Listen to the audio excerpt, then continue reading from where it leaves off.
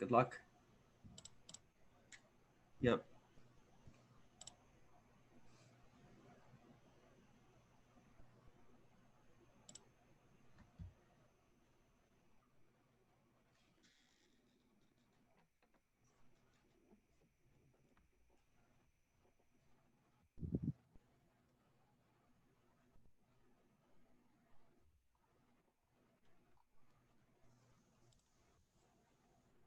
Muted the whole I time. can hear you. My stream can hear you. Okay, good. Sorry, but guys. maybe yours can't. Okay, 4-game rapid match training. You guys ready to start? Yep. Yeah, I'm ready to start. I just sent the challenge now. Great. Let me leave audio and accept it. All right. Good luck. You too. All right, Paul, are you going to be leaving audio as well? Yeah, I'm just gonna mute myself on Zoom. Okay, I'll mute myself so as if you well. guys mute yourself on Zoom, then I won't be able to hear you. Okay. Good luck, guys. All right, they should be starting any second now, and they're off. Okay, game one. So we'll be following Mitch's perspective because he's our dojoer. So we have ourselves Rui Lopez. Of course, this is Mitch's specialty. So the players had basically just a few days to prep for this. And oh, thanks Pravid for the gifted sub. I don't know how much prep they did. I know Mitch did a little bit of preparation for Paul, looking up his openings and stuff. I don't know if PAWNGRUBBER did any specific opening preparation. It'll be interesting to see. And yeah, I'm not sure what's gonna happen. I mean, definitely Mitch is underdog on chess.com ratings, but Mitch's lead chess rating is like 2400.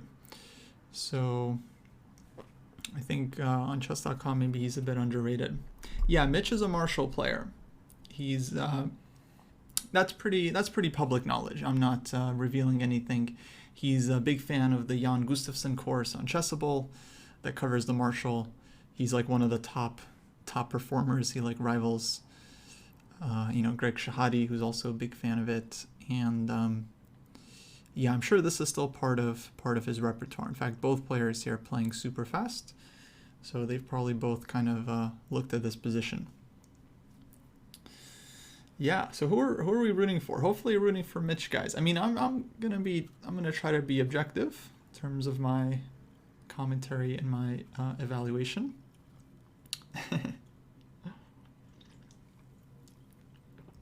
But hopefully we're rooting for Mitch. Maybe we'll get a prediction going for game one. You guys can place your bets on it. Draw will mean prediction gets returned.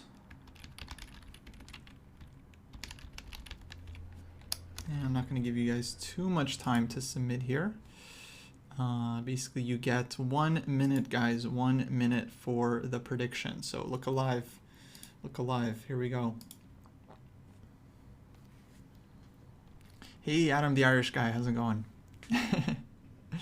Yeah, this is not an official dojo rivals match. Yeah, there's no bad blood between these guys. They just met each other a few minutes ago. They're both pretty nice people. And okay, it seems like PAWNGRUBBER, the first one to take a little bit of a think here with his last move c3. He spent over a minute on this one. So either he was remembering his prep, or he is on his own already and just kind of making natural moves. I don't know the theory on this position too well. c3 definitely looks like a logical move, but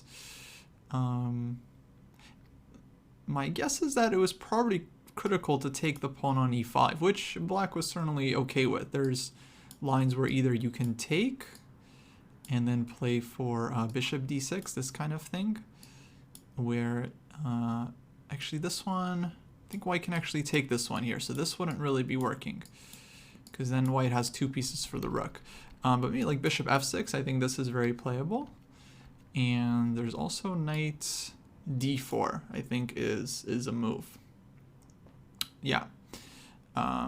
as well, which I think gives black some decent play. So I feel like that might be the theory, but let's get back to the game. C3 play. Now Mitch is thinking. So Mitch thinking is a bigger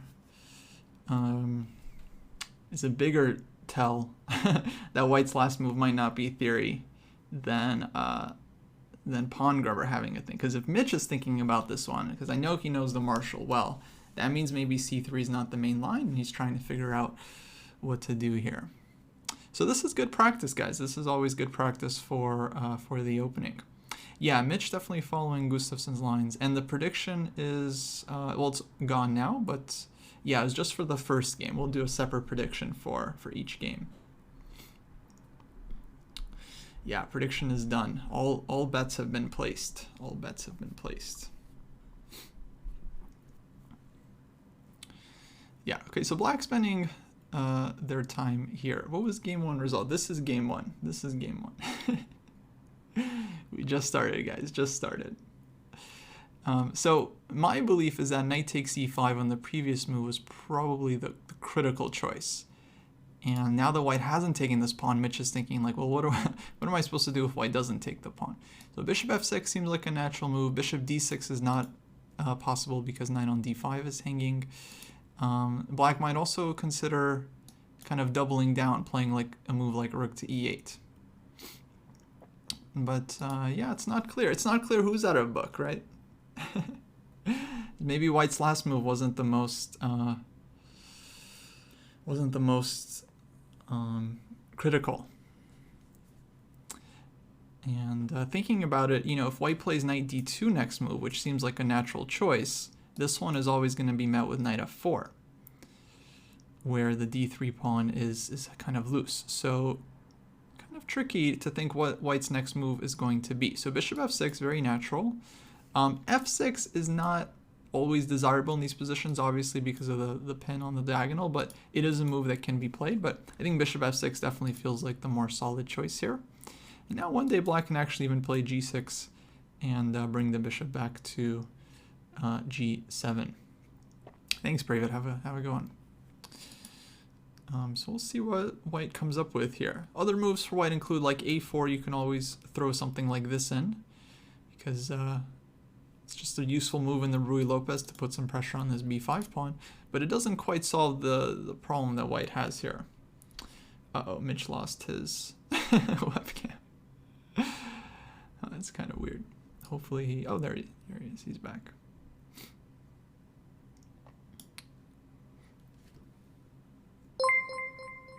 Hey, getting a raid from Cleo Mina. Thanks so much. Welcome, welcome. Well, we just started this rapid match.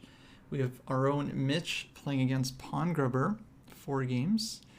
And Mitch's webcam is spazzing out. This is very disturbing. I apologize for this, guys. He needs to, I don't know, replug it in or something.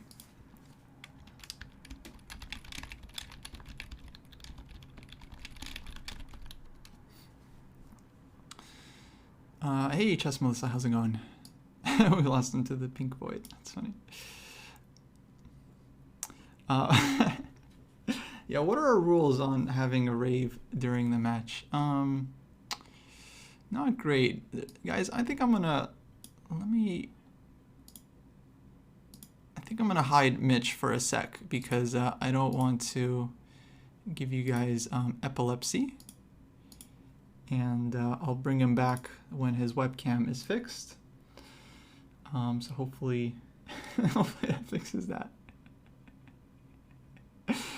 Hey Neil, yeah, doing better, doing better. Thanks. Yeah, he's still there. I just put on some sunglasses. I think Paul can see him as well, so he's. Yeah, he's dealing with it. Well, this is what happens, you know, you never know what's going to go on in a match, right? Your opponent might do something, and it can be really distracting. You just got to learn to deal with it. So white just played knight d2, and Sunny's asking, what are we going to do about knight e4? But my question is, What was white gonna do on knight f4? Oh wait, bishop c2 was played. Sorry, I actually missed the move. So bishop s6, bishop c2. Oh, I see. So this move is very logical because this sets up knight d2. So that knight f4 is not happening yet. So queen d7, knight d2. And now on knight f4, just one attack. So white would play knight e4, defend the d3 pawn, and kind of hit everything in black's position, even knight c5. So this would actually be, I think, a really bad move here, if I'm not mistaken. So instead, Mitch goes rook a e8. And my feeling on knight e4 is that he's actually just going to drop back bishop e7. Just step back, cover the c5 square, and then maybe even set up f5 one day. Maybe like king h8, just getting the king out of the way, and then try to advance to f5, and then actually bishop can park itself on d6 one day.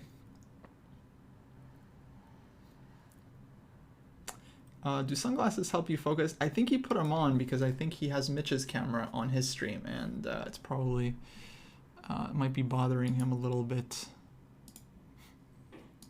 So I think that's why the sunglasses came on for PAWNGRUBBER.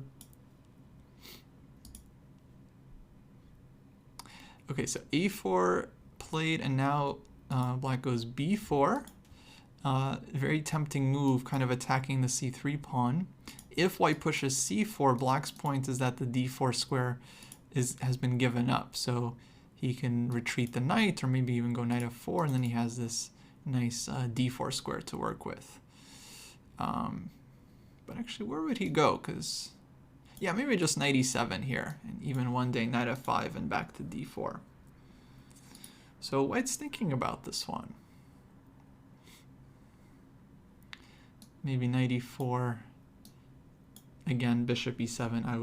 I would expect.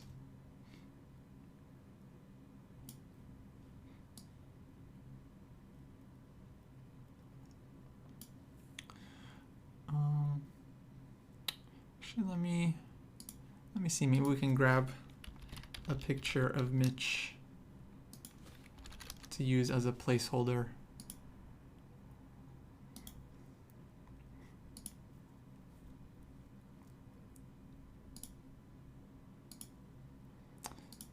One sec, guys. Gonna add this in.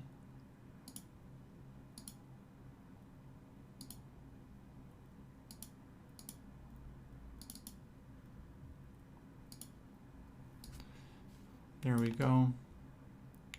Nice little placeholder there.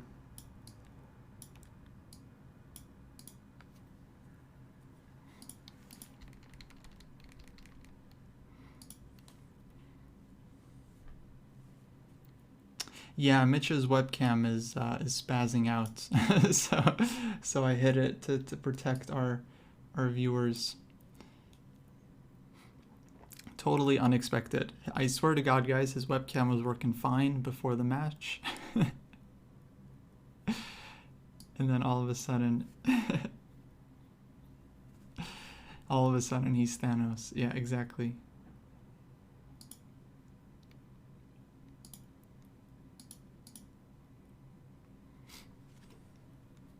So a4, b4 on the board.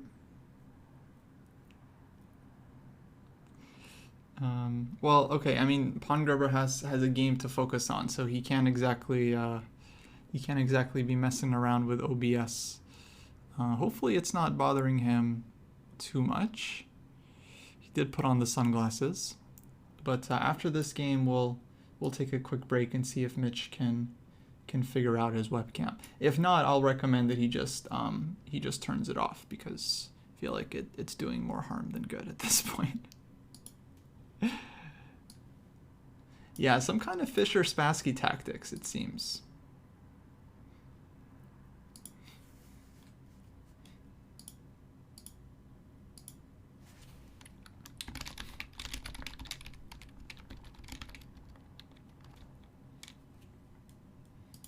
Gungas doesn't like the sunglasses. I think they do look cool. I'm a fan of the aviators myself. I think aviators are good. I'm pro aviators personally.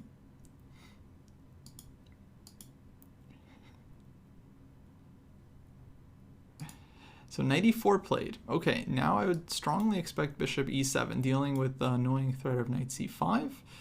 And yep, there it is. And so this is a nice prophylactic move, of course.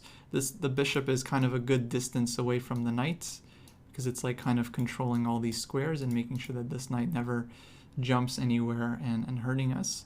I'd say very close to equal for now. But black's plan is to go like king h8 and f5. And if black can get king h8, f5, bishop d6 in, I definitely start to prefer black's position because of the space advantage.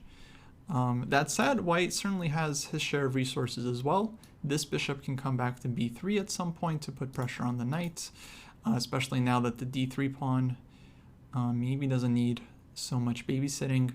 If knight f4 at any point, white can just kind of trade this one off. No, Chess Latte, this is just a regular training match, not an official rivals thing. Basically, these two just wanted some practice. You know, play a couple of games, practice some openings, and I feel like actually this kind of practice is very, very useful. This kind of training, because they both knew they were playing each other right for a couple of days, so they both presumably did some prep, looked at some openings. Now they get to see if their prep was successful, if they really understand these positions or not. Or if they were even able to guess correctly. And it's kind of a good exercise. So bishop g5 played. Because, yeah, at some point, both of these guys are out of book. Maybe around c3, I would say they probably left their knowledge. Yeah, Mitch spent 3 minutes here, so that definitely indicates he was out of his book. And now he can kind of see whether he handles this position correctly. So far, I think both sides have played very reasonable. So bishop g5... very provocative move, with white wanting to provoke f6 and then drop back. I don't think it's such a big deal because f6 is not a move that black is too embarrassed about making here, especially because king can just go to h8. There's not a ton of danger on this diagonal, and so I would expect f6 and then maybe even one day pushing f5. But that's not the only way to play this position, I'm sure. Black can also consider h6, he can also consider taking and then h6. I think that's very reasonable as well. Let's say takes h6, and the knight would have to drop back. And then black can even consider f5 and pushing forward, but again, there's always knight c5, so black has to be careful about taking too much space because white could have, you know, something like this, right? Knight c5, bishop b3, and all of a sudden pressure all over the board, right? This would not be very fun for black. So definitely interesting decision here to make.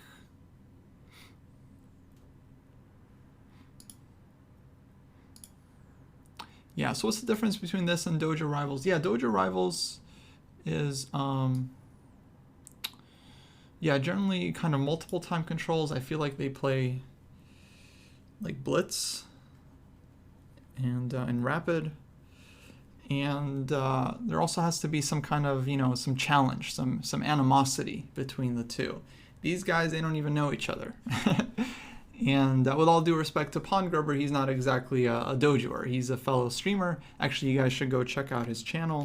Let me quickly give him a shout out here. You can watch his perspective of the match as well if you're interested, because he's actually talking when we were setting this up. I told him, you know, if you guys just want to, you know, I'll do all the commentary if you guys just want to play silently.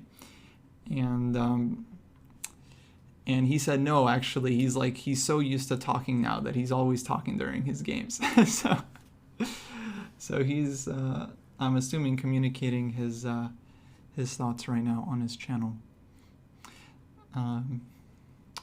So yeah, I wouldn't call these two rivals. This is just a training match. And actually, we're going to have another training match. PAWNGRUBBER is going to be playing Chess Gains, who's in the chat at some point, I think, on Wednesday. So it's going to be a couple of these matches. Okay, f6 and immediately king h8. Yeah, I think this is a good prophylactic move to get off of this diagonal once you've pushed the f pawn. And interestingly, white puts the bishop on h4. normally I feel like you don't really see this one here because it kind of gives away the f4 square. So if I was black, I would definitely be thinking about either knight f4 or maybe even switching over like rook d8 and then knight f4, because white does have potential backwards pawn in this d3 pawn here, and that could be a weakness. But from white's point of view, I would imagine he's trying to look for some kind of d4 break, because if white can get d4 in this position successfully, then I feel like he actually gets some good chances for the initiative, because the bishop opens up. One day the queen might land on h5, and black's king can land in some danger. So this position to me definitely feels quite double-edged for the moment. But the drawback, of course, if white plays d4, then all of a sudden this bishop also opens up on that diagonal, right? And suddenly white has to be very careful of knight f4 kind of stuff. So we'll see. Oh, Chess Latte and Morphe had a practice match. Cool. Yeah, I think that's one of the best forms of training, to get a training partner. You can even decide ahead of time like what openings you're going to play, because what sometimes happens if you don't know what your opponent is going to play, let's say you prepare something and then like you prepare something against e4 and then they play d4 on move 1. And then it's like all your prep went out the window, and okay, the game is still useful, but you didn't exactly prep much, so you're kind of on your own, right?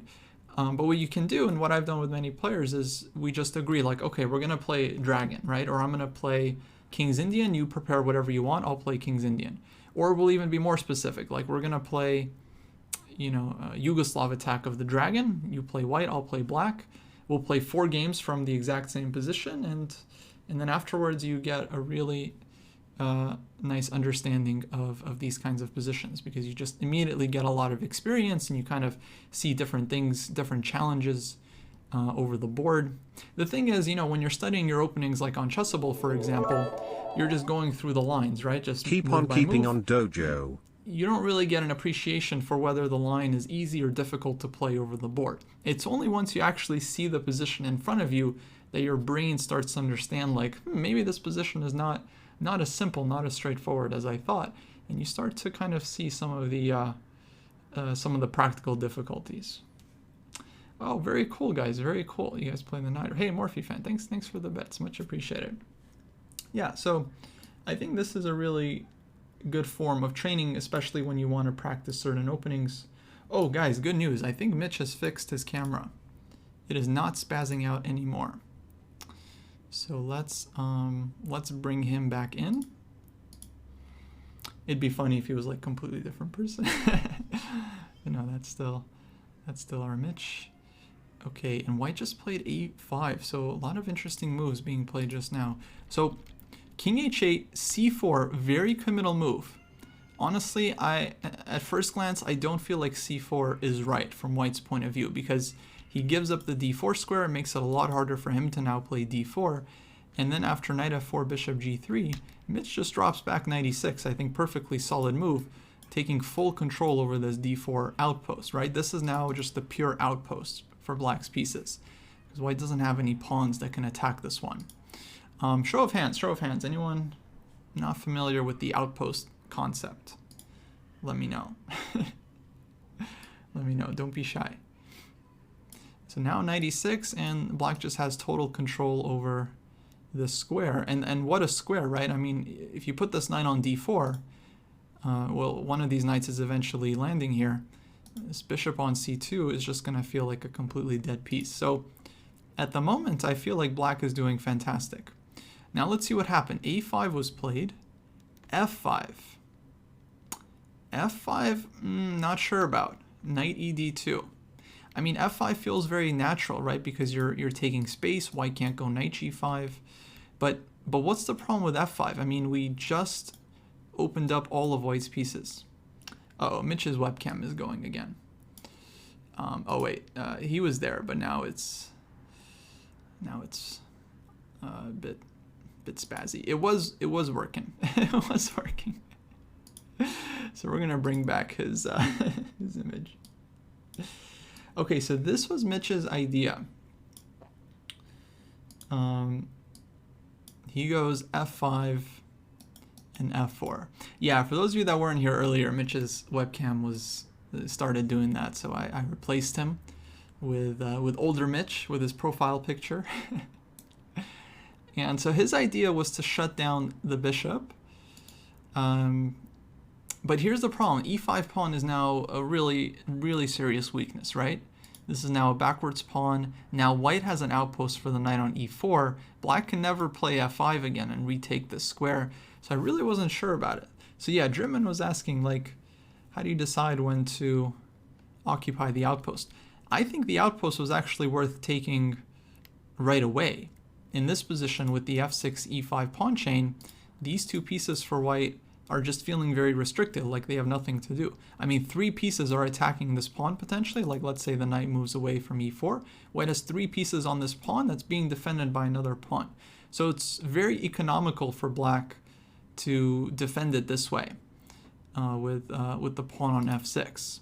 But once you play f5, then you open up 3 of white's pieces, and now white's pieces have a clear target. Okay, the bishop is definitely shut down, but the rook and knight now definitely feel like they have a lot to do. So I think what I would have done is just immediately plop this knight into d4. I mean, we know the knight wants to go here. I would start with this one. Let's say knight takes, and then from here, maybe one day we can think about pushing f5. But I really don't think it's necessary. I think now black's advantage is that this knight is just fantastic. I would even bring this rook to d8 just to put pressure on d3, maybe bring this rook to e8. I would basically just hold the structure as is, and then one day, because the threat of f5, in my opinion, the threat of f5 I think is stronger than the actual execution. Maybe f4 for white. Maybe. I wouldn't be too afraid of this one. I feel like it kind of weakens white's position. Like there's knight f5, and yeah, now maybe f5 is like a stronger move. Now that white has kind of like opened up this diagonal, or maybe even something like queen c6, right? And now the threat of f5 might be pretty serious one day. You know, so yeah, my feeling was that black should have waited on this one, and Mitch kind of rushed things. And now he's been thinking for a while on this move actually after f4 bishop h2, because e5 pawn is hanging. Now maybe he can sack it, maybe he can just go knight d4, something like this, right? And if white takes this one, let's just see here, takes, maybe there are some ideas here, like bishop d6, f3, this kind of thing, but it's hard to judge without seeing something concrete. Likely black has compensation here, like even bishop d6, takes, it's like knight e2 check, rook e2, f3 ideas, bishop is on this diagonal. But, you know, it's really hard to say, right? Knight e4. Yeah, basically just hard to judge.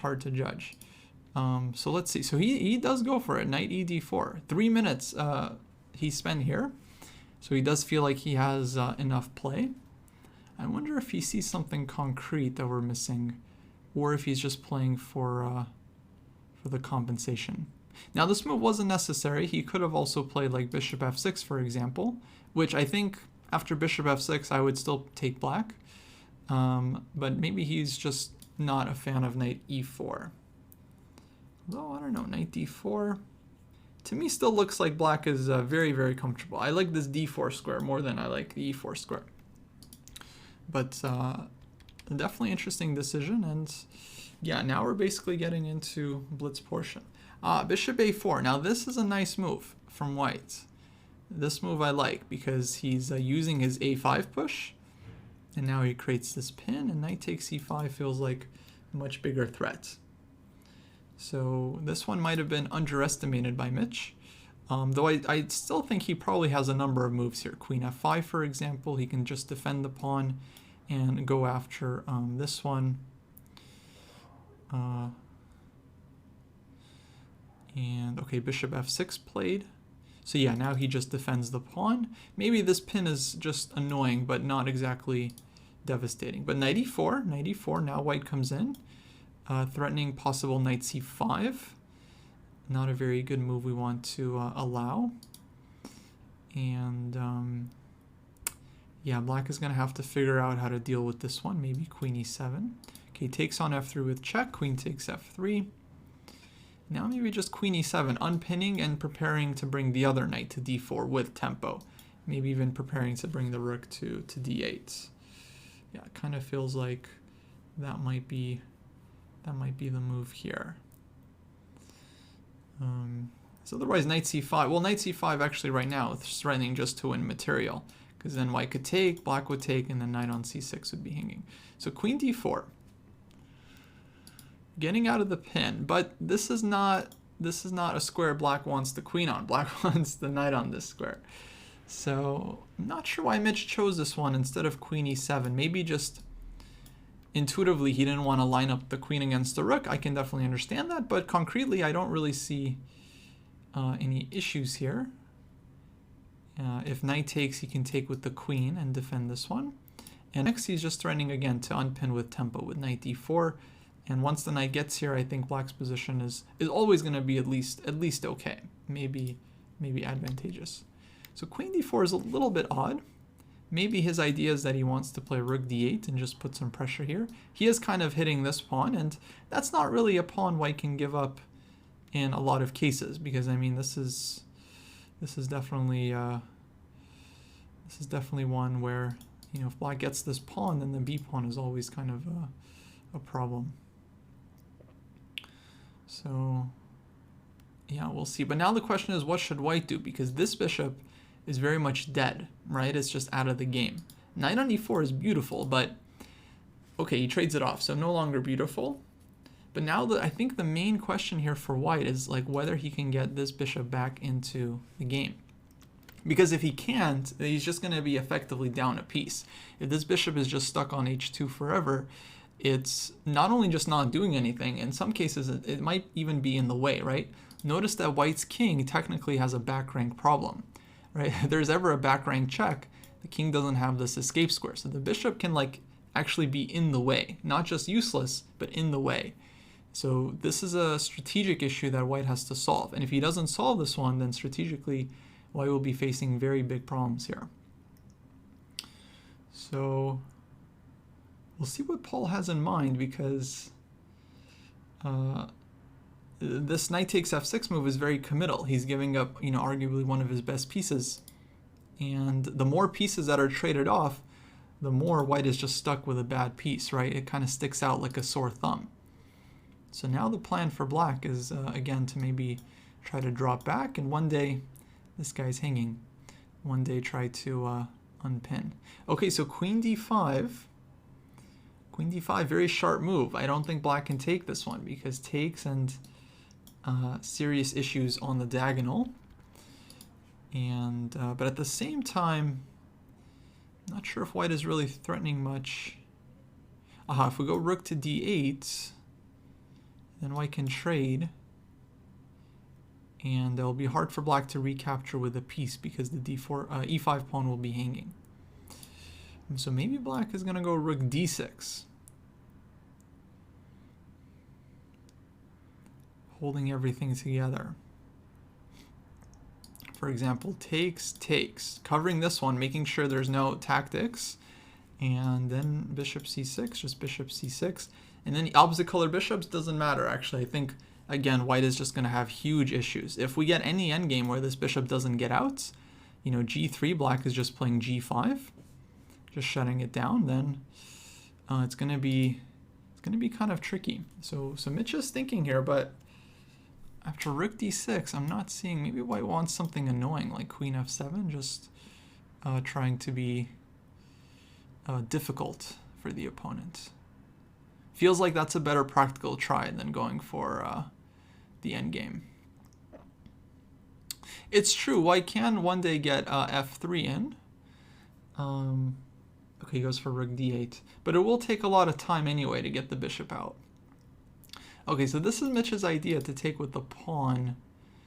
But now I feel like the advantage is not as big for black, because he doesn't have the he lost his outpost. Unfortunate, he lost the outpost. And white now controls the e-file. I still feel like I would take black here, because it's going to take white many moves to get the bishop out. And check this, if white does play f3, then maybe one day black can try to set up bringing the knight here. I mean, that would be even better outpost. And then the d4 square. So kind of a catch-22 for white, right? Either you don't play f3 and your bishop is just locked in, or you do, but you're giving up this e3 square forever. So what he might do is he might just trade this one off and then play f3 to guarantee that a knight doesn't show up on the e3 square. But still, black can challenge for the e file and maybe try to get the rook in one day. So big decision now, big decision for white. A5 pawn, by the way, might be hanging. I don't think this is necessarily a pawn black always wants to take, but it is one that he might take. G3 is definitely a move, but it does come with its drawbacks because you are opening up the diagonal, and so one day you might have to deal with something there. The other issue with G3 is that black simply plays G5, and nothing really changes, right? You can take, but then the bishop is still in tough shape. So G3 I think doesn't fully solve white's problems. Not necessarily a bad move, just doesn't fully solve the issues. So bishop D1, he's trying to reroute to F3, which I think makes a lot of sense. Basically black needs a couple moves here. Okay, knight B8, very interesting. I think this knight is heading to C5. I think knight B8 actually feels like a very nice move. Now king F1, so he's just getting the bishop back in the game. Knight D7, and now white has actually very big issues. I really like the C5 square. This is a very nice maneuver by Mitch. Knight B8, Knight D7, Knight C5, because if white trades off these bishops, this pawn is going to be a very serious weakness. It's still double-edged. I don't think black is just like winning or something, because if the position ever opens up, and if the bishop ever opens up in the position, then of course white could have a really strong dark squared bishop. But if black can keep control, white has a lot of strategic weaknesses. So very imbalanced game. Definitely a really imbalanced one. Okay guys, I'm going to take another risk on Mitch's webcam here. Seems like it has somewhat stabilized. So let's see. There's Mitch.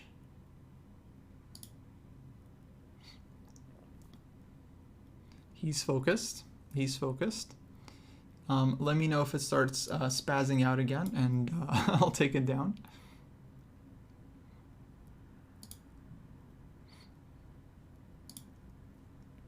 So rook e7. c6 I don't like because it really blocks in the bishop, you know. Now black, it's a little bit awkward for black because you don't really want to give up this pawn. I think a better solution of dealing with this rook would be to try to kick it. Maybe king g8, king f8. If black can kick the rook in time, then knight c5 comes no issues. But I think now white's next move is going to be bishop back to a4. So king g8, bishop a4. Black's not in time. Okay, Mitch goes g5.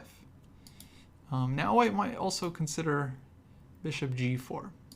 Bishop g5, very committal move, of course, because he's like opening up his own 7th rank. But we understand black's idea. He's just trying to dominate the bishop and making sure that white isn't able to break through. So bishop g4. And how does Mitch want to deal with this one? I'm not seeing like a really simple solution here for black. If knight c5, rook takes c7. And both minor pieces are hanging. But you know, maybe you could sacrifice a pawn, something like this. And then if rook c6, bishop c6, okay, black has sacrificed a pawn, but his structure is absolutely beautiful, and white is still down a minor piece for the time being. So I think black would have some serious compensation here, but it's kind of hard to commit to this. So he goes for rook d6. Okay, defends the knight. But then what's black's next move? Yeah, because he's not really willing to give up the c7 pawn, it seems. And so this one is always going to be hanging. Now maybe he can try to break out with knight f6, but I think he really wants to bring the knight to c5. So somewhere I get the feeling that Mitch, unfortunately, did not play this one too accurately. But we have to give credit to white because he found really nice idea rook e7 freezing black's position and not letting him play knight c5 under easy circumstances. So here, rook d6. Now I would expect just rook e1. Yeah, just doubling. Although we can also ask, well, white's plan, I think, probably f3, bishop g1. Just get the bishop back into the game. And by any means possible, right? Okay, knight f6. So Mitch is sacking the pawn to break through. And actually kind of an interesting idea, because if white takes... Okay, he doesn't take this one. He doesn't take. So notice PAWNGRUBBER doesn't want to trade off the bishop, because if he took knight g4 and then here, again, the bishop is dead. Rook h6 might be coming one day. You know, could be really, really difficult. And then if g3, black always is going f3 here and just keeping everything blocked up. So knight f6, white goes back. Now rook d7. So this allows black to liquidate some of the pressure.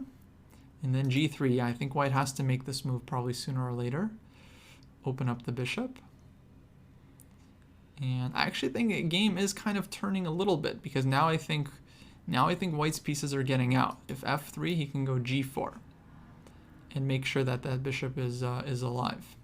So yeah, somewhere black just needed like one extra tempo to really cinch it, and now things are just very, very double-edged. But it could go very wrong here for black very quickly, because black has a lot of pawns on the dark squares, right? You know, a lot of potential targets. So f3, I think this is probably the best practical chance.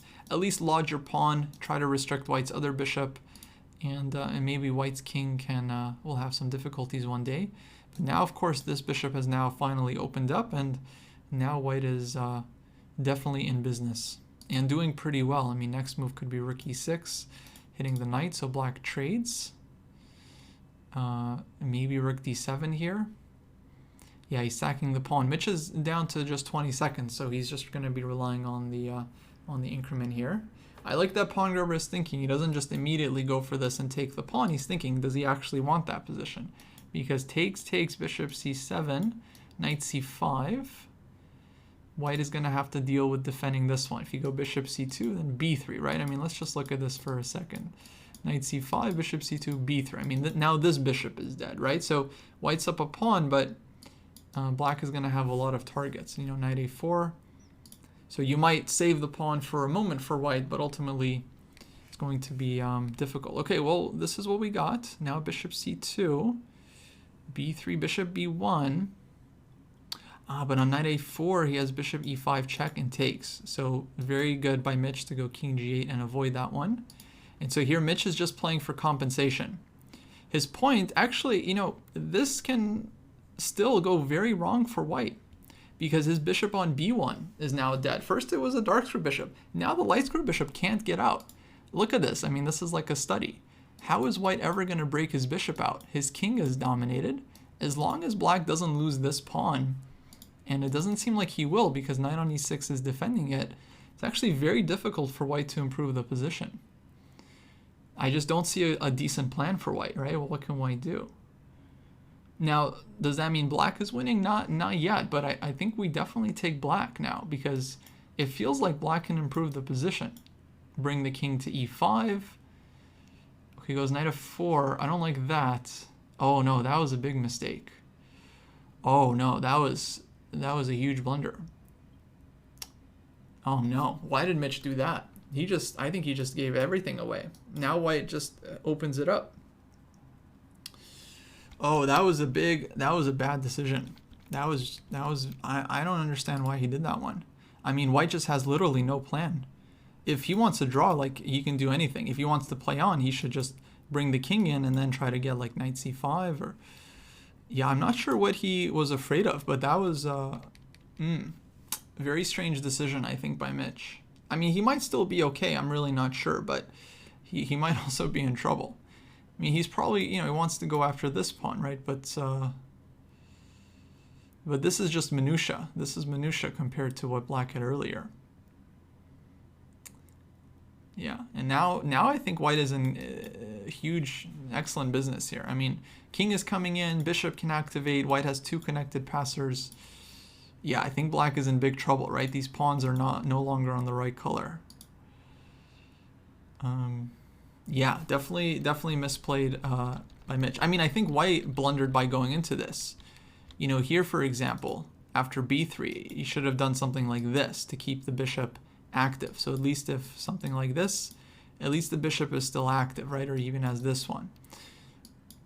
But putting the bishop on b1 was a big mistake. And black here could have just sat on the position. Like, again, I'm just looking at this. I don't see a plan for white. Like, there's nothing white can do. c5, black just ignores it, you know? Right? Just nothing white can do to improve the position. But let's see what's happening. d5, king e7. Definitely remind me, guys, because this is a very big question for Mitch. You know, why did he allow this? Why did he move the knight to f4?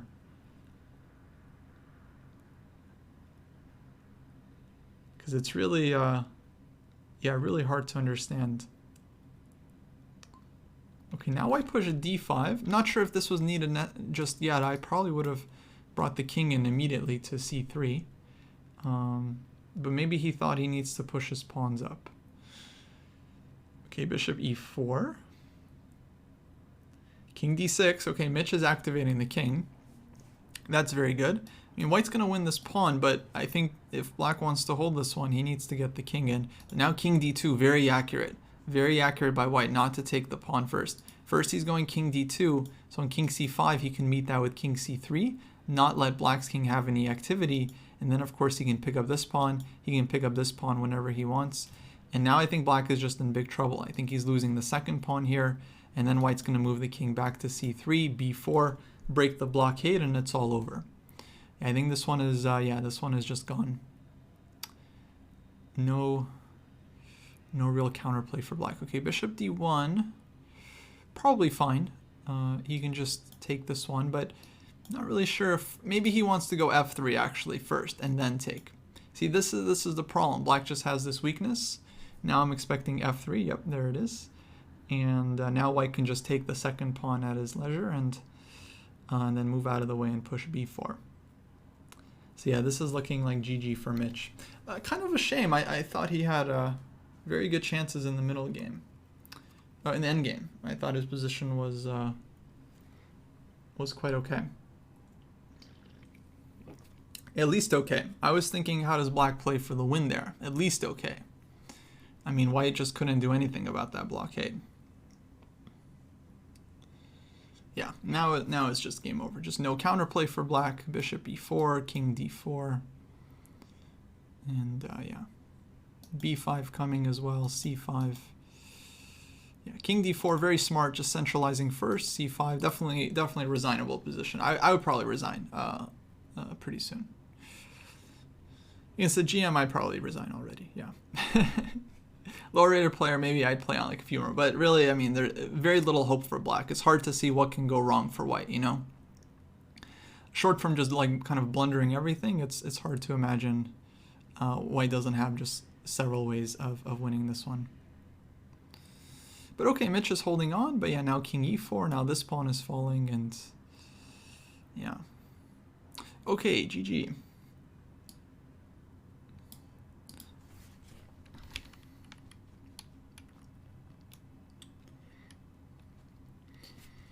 All right, so let me mark the score down. PAWNGRUBBER wins the first game. Definitely not a clean win, but he did get the best of him in the end game, and they are off for game 2. Okay, let me get the prediction judged. Oh wow, most of you guys bet on Mitch. Well, I appreciate the support, guys, for the dojo. But unfortunately, PAWNGRUBBER wins. Okay, we're gonna set up a second prediction here for the next one.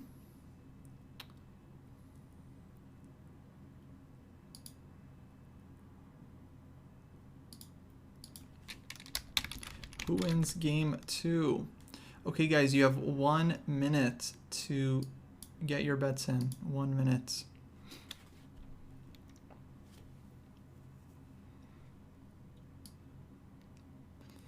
And looks like this game we had a Moscow variation. e4, c5, d6, bishop b5 check, knight d7. White played a4. This is kind of a prophylactic move because usually black is playing a6, b5, and white kind of prevents that. So a6, bishop goes back, knight c3, e5, e5, okay, d3, castles, bishop g7, and now knight d2, rook b8. Okay, both players playing pretty quickly here. I'm not sure if this is some kind of theory or what, but Mitch's last move, knight d2, indicates that he's once again playing knight c4, and then wants to go for this knight e3 setup with two knights controlling d5. No, it's not a chessable opening match, but both players I think are reasonably well prepared. Mitch is a big chessable guy, of course. I'm not sure if PAWNGRUBBER is a big chessable guy, but it does seem like he does play pretty mainline stuff. Looks like he was going for some kind of maybe Najdorf here or dragon, not sure.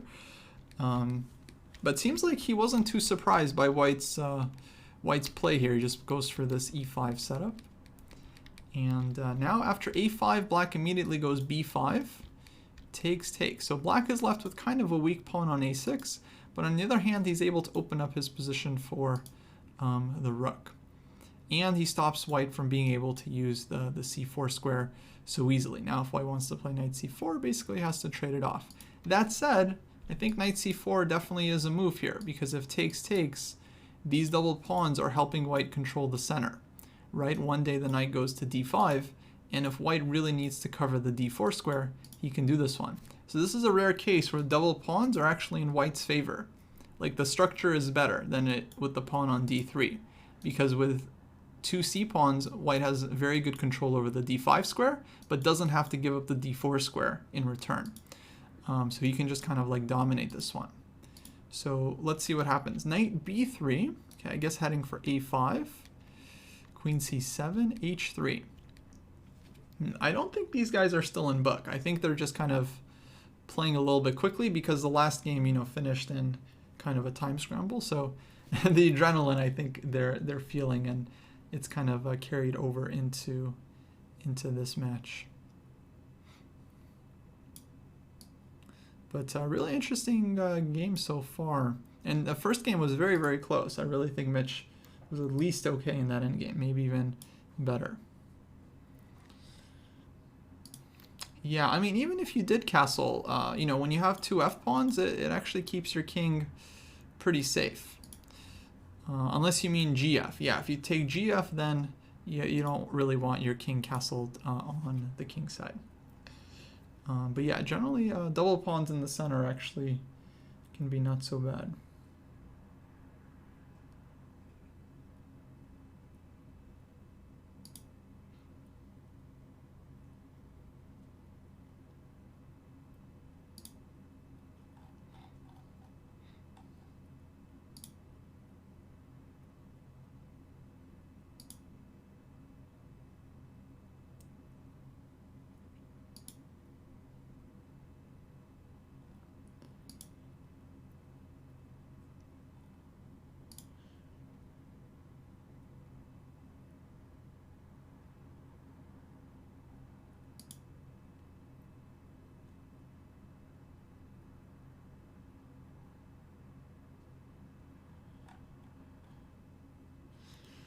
Okay, so what has happened? h3, black got d5 in.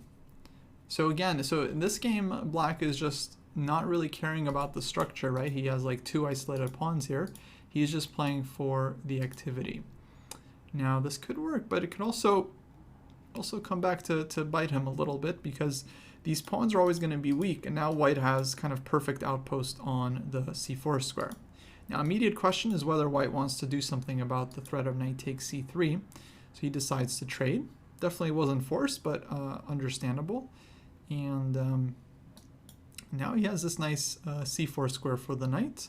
But on the other hand, black has a lot of space and is going to be pushing like f5. It's kind of the reverse structure of the last game, where white is the one that had some like the c4 square, and black was the one with space. Here again, black has the space, and white is the one with some squares. So let's see here, knight c4. Now the bishop can move without worrying about the b2 pawn. And yeah. Yeah, I would say probably very close to equal here. Not so easy for white to really put pressure on these pawns, right? Especially with the bishop here. Black can put the bishop on b7, and, you know, white's rook is never really threatening to take on a6. Yeah, good night, Chess Latte. Have a good one. The VOD will be waiting for you, my friend. Maybe we'll put the matchup on YouTube as well. Did you guys know, by the way, that we have a YouTube channel? Who is aware that Dojo has a YouTube channel? Is this common knowledge? We have a YouTube channel with videos on it. Hey, Gratified with the gifted sub. Thanks so much. Now here's the second fun fact. Yeah, we have a second YouTube channel. So first one was kind of a joke. Of course, you guys are aware of our YouTube channel. But who knew that we actually have a second YouTube channel where we post some of our VODs? Now, I know most of you guys don't know about that one because that channel has like less than 100 subscribers. So it's very unlikely that you all knew about it. We actually have the second YouTube channel as well. I don't know how to get to it. Honestly, I don't even have a link for you guys. But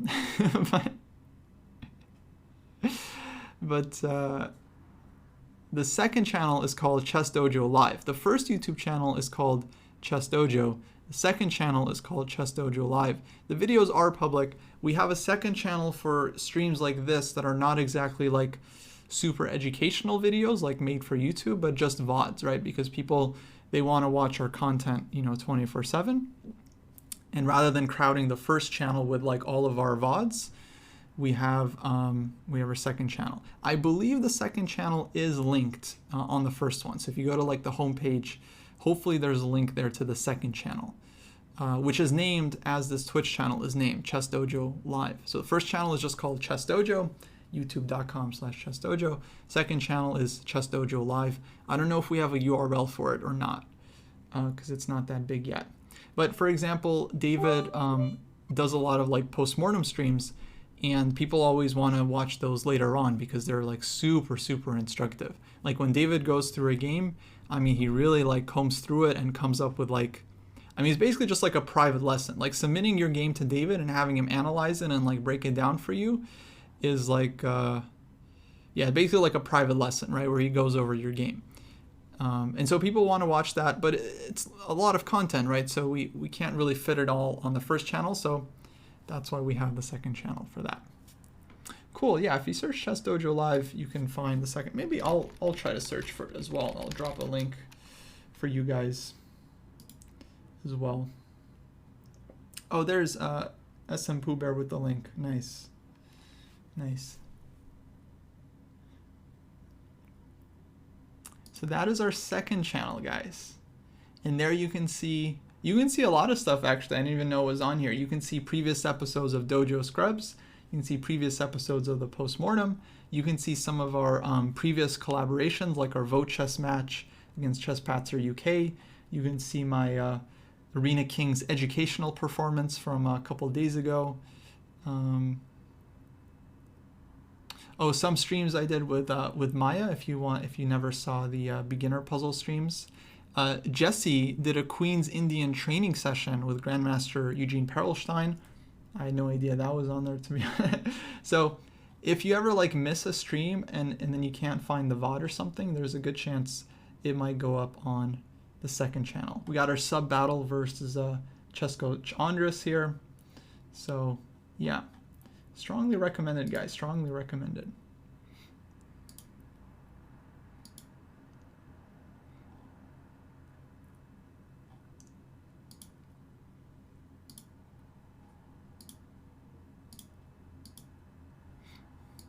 Okay, let's see what's happening here. So, knight c4, rook d8. Oh, thanks, Gratified, for the bits, by the way. Totally missed that. Bishop g5, f6, bishop d2. Again, Mitch taking a page out of PAWNGRUBBER's book from the last game where he played bishop g5, provoking this move, drops back.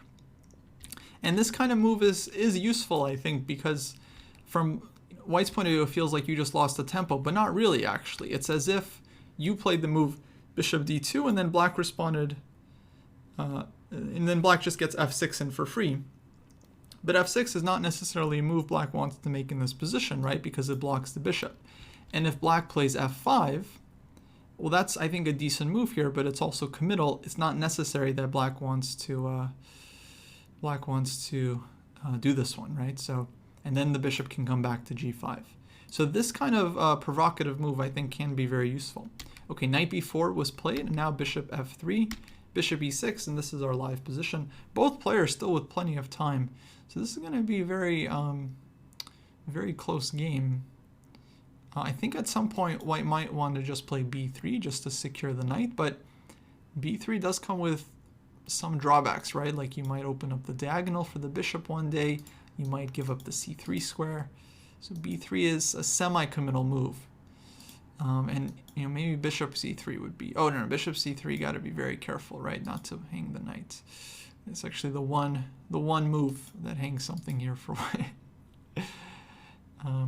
So we'll see how Mitch handles this position. I think black is totally fine here. Objectively fine, but neither side is particularly happy. White is lacking space, and black has long-term weaknesses. No grudge match, guys. No grudge match. Is everyone just? I think everyone is just like has like Logan Paul and Floyd Mayweather on their mind. These guys don't hate each other. They're not doing it for the publicity. No one's making millions of dollars. Just a friendly training match. PAWNGRUBBER reached out to us. He wanted some training games, and I suggested Mitch for the first match. He's going to be playing our other boy Chess Gains on Wednesday of this week in another match. And yeah, I mean, these guys, you know, they're going to be playing over the board soon. PAWNGRUBBER mentioned he's going to be playing a tournament in a couple of weeks, and basically just get some good training in. Yeah, that's true, guys. I don't even know why I said that. Yeah, I mean, last night's match was, yeah, like a therapy session.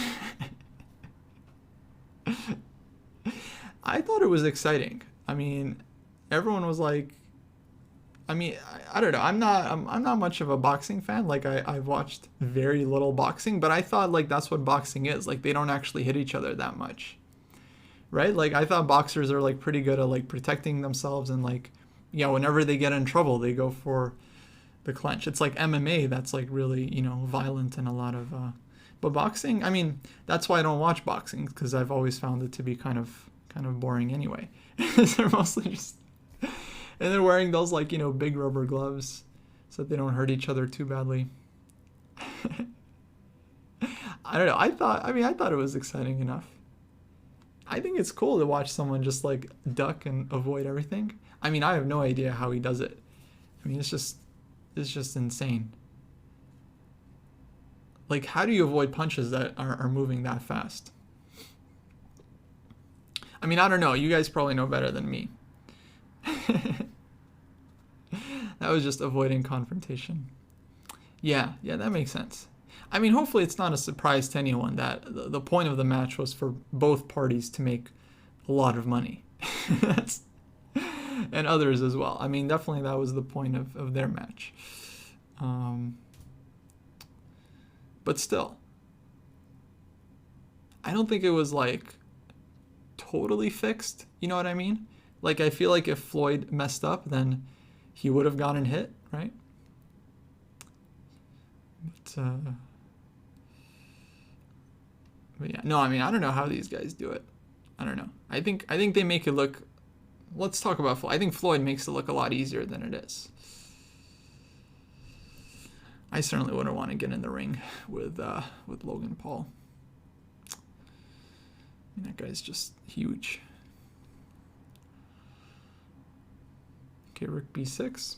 So Mitch did something interesting last move. He traded off his dark squared bishop, which is very committal. I can understand why. I mean, the knight on b4 is annoying, and he wants to kind of target this one. So Mitch is kind of playing positional strategy. He's traded off a bishop, and now he wants to trade off his other bishop and leave black with just one dark squared bishop. That's not a very good piece. I think that's a reasonable strategy, especially if these bishops get traded off. White's knight can just sit on c4 forever, right? Like Floyd Mayweather, this knight will never get touched. So it's definitely a possible strategy, but I don't think black is going to allow it. I think he's either going to play f5 or just drop back bishop f7 and just avoid the trade altogether.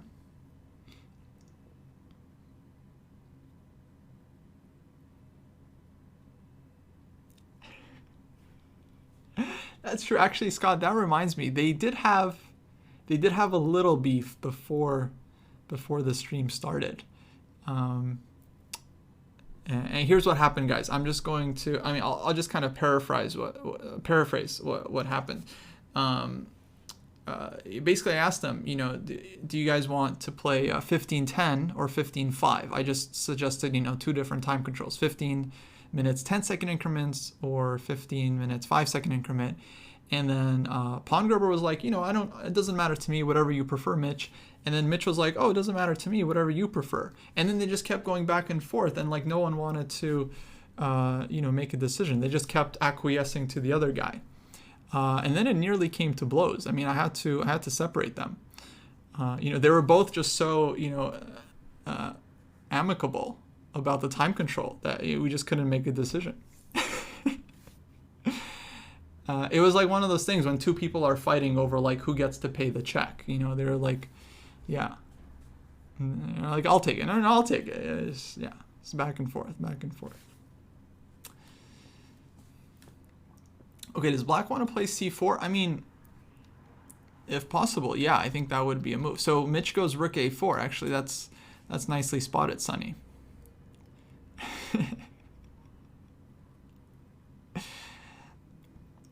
So rook a4.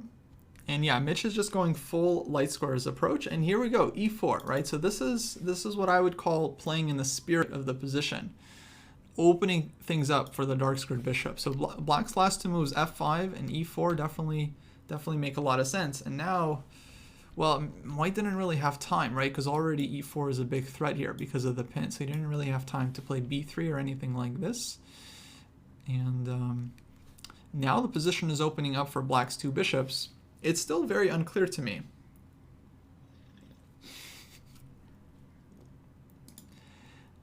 It's still very unclear because the position is opening up. So this is where, multiple principles at play here. Position is opening up. Everything's getting traded.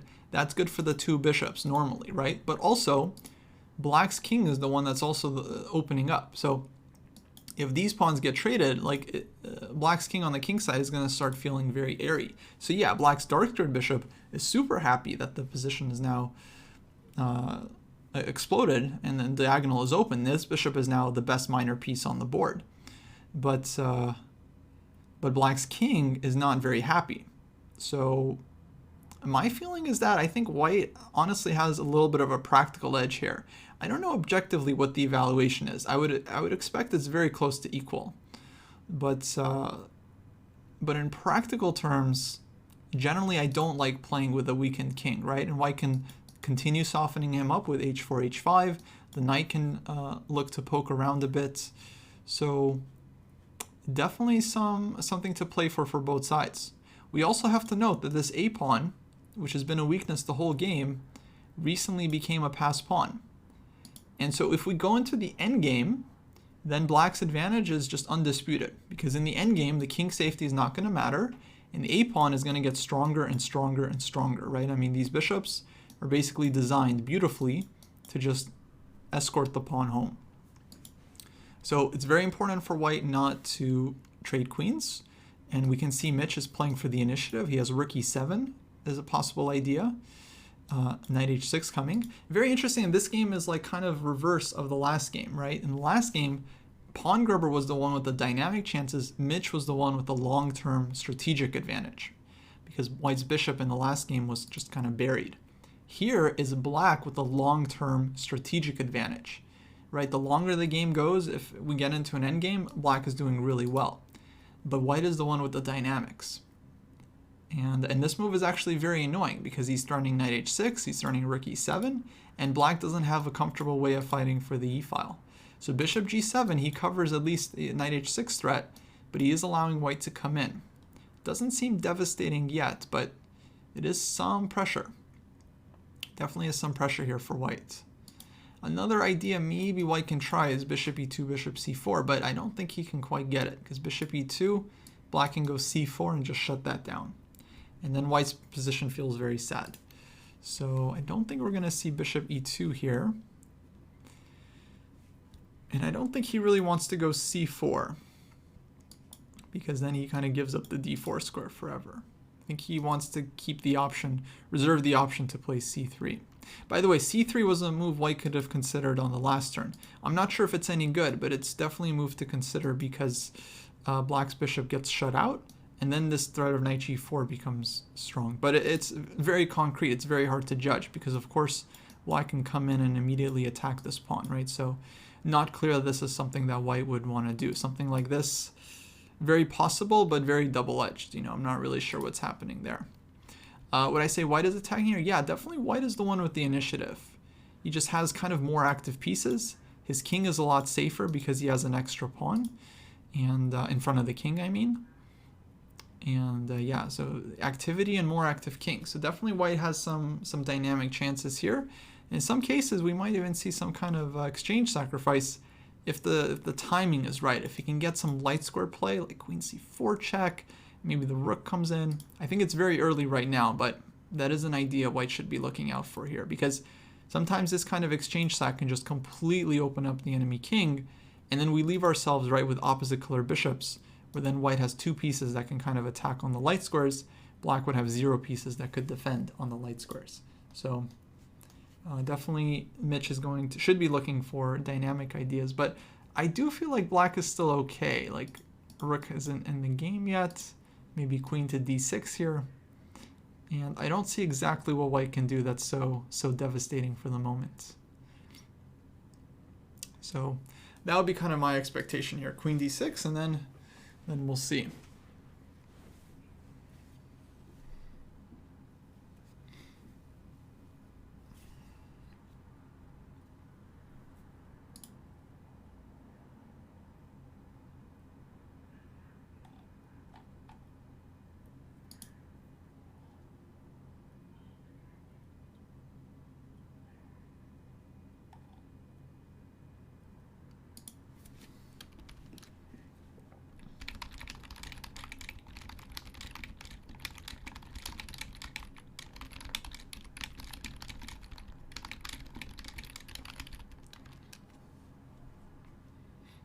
Yeah, queen should come out for white. That's very important, so you can get the rook in. So queen d6, and now either queen e2 maybe, queen e3, bishop can come to d4 with tempo. Not sure if we want to allow that, but then there's also knight h6.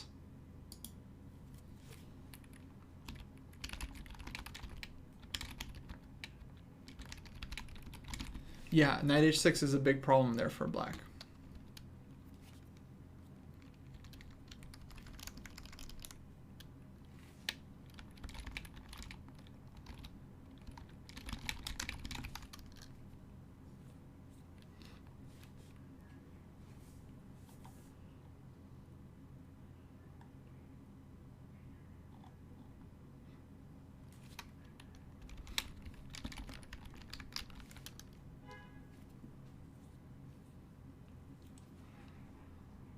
We'll see.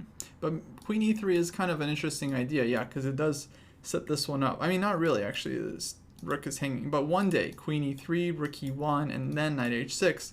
And if black has to give up one of his bishops, I think that's definitely going to be an achievement for white, right? Because that's going to kind of open up black's king. I think ideally, white trades off all the minor pieces, and we just get heavy piece endgame. Because in heavy piece endgames, it's going to be a grandmaster tip, guys.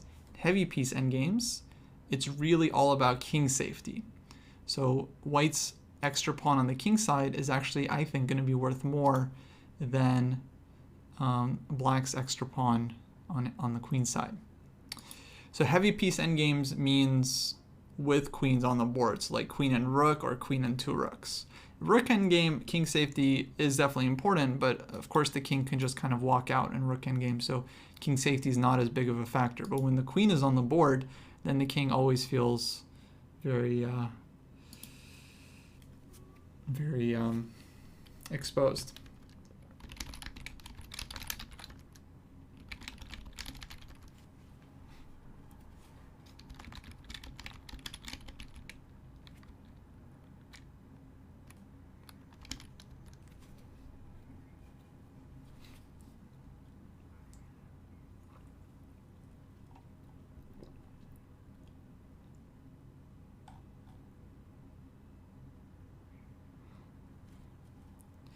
Okay, queen d6.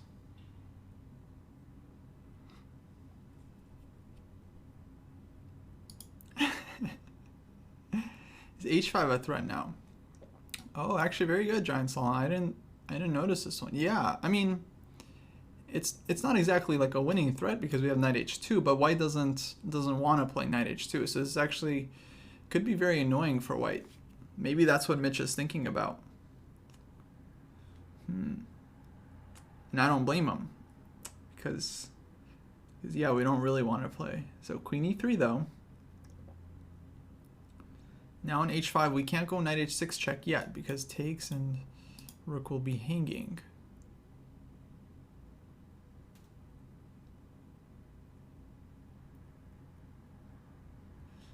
But the thing is, okay, h5, knight goes back to h2, and then black has weakened the king side even further, right? So one day the knight shows up on f3, one day the knight shows up on g5. Yeah, I definitely think this is to be considered, but not quite seeing it. Not quite seeing it yet. I don't think white will get enough there.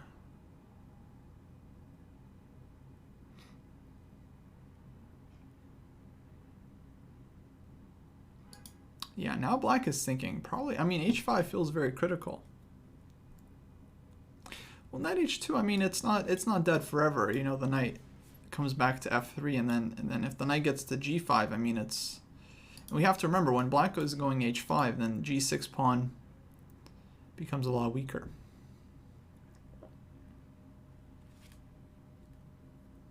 Yeah, it would be nice if we could take on f7 and then like put the knight on g5 right away, but that doesn't seem possible. Rook d1 actually is also a move for sure.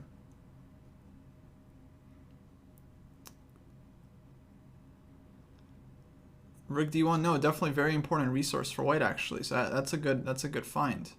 So maybe that's Mitch's idea. h5 rook d1, and if black's queen doesn't have a lot of doesn't have a good square, then white is going to just come in either here. Like queen b8, for example, white can go knight h6, and this would be kind of disaster for black, right? Because very, very weak king. Now the question is, on rook d1, maybe black can take twice. Sacrificing the queen, you got rook and minor piece already, and then getting the second minor piece. So materially, black is doing very well here, but the issue is that, again, the king is weak, right? So you never know, like hg, and then there's already threats, rook takes and queen f3 check, right? Or maybe just queen f4 right away, right? So rook f6, this can be very double-edged, honestly. I'm just not sure. Okay, bishop f8 played, so PAWNGRUBBER decides it's not worth it. I mean, I think that was very critical. h5 rook d1, I honestly don't know. I mean, it's really hard to say because it was like queen for rook and two pieces, but the queen had some activity. My feeling is that maybe black had a way to consolidate there, but hard to say. So bishop f8 played, and then instead of dropping back, Mitch goes rook b7, trying to trade rooks. Intuitively, rook b7 doesn't feel like the right move because white was the one attacking, and he shouldn't be trading heavy pieces. He should be trading minor pieces.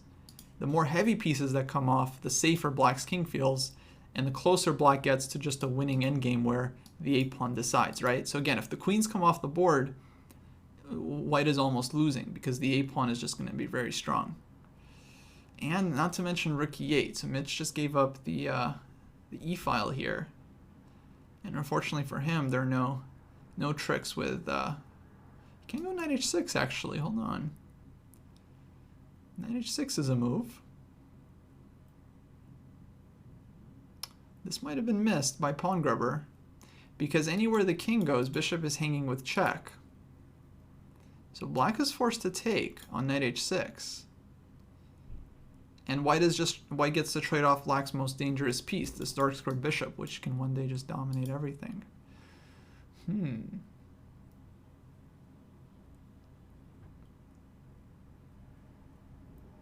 So Mitch takes on b6. Black has to take back because if rook takes e3, rook takes here, white picks up too many rooks, right? So this is a rook up.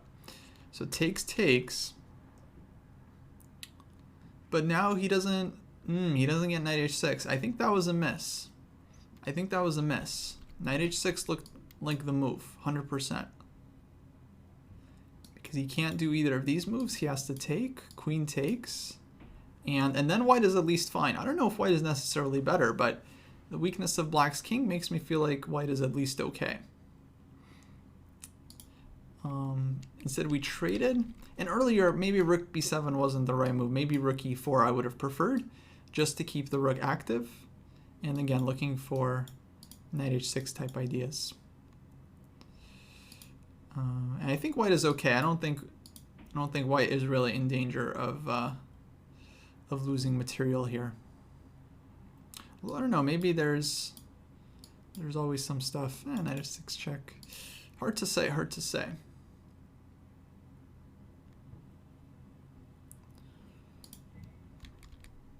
But I think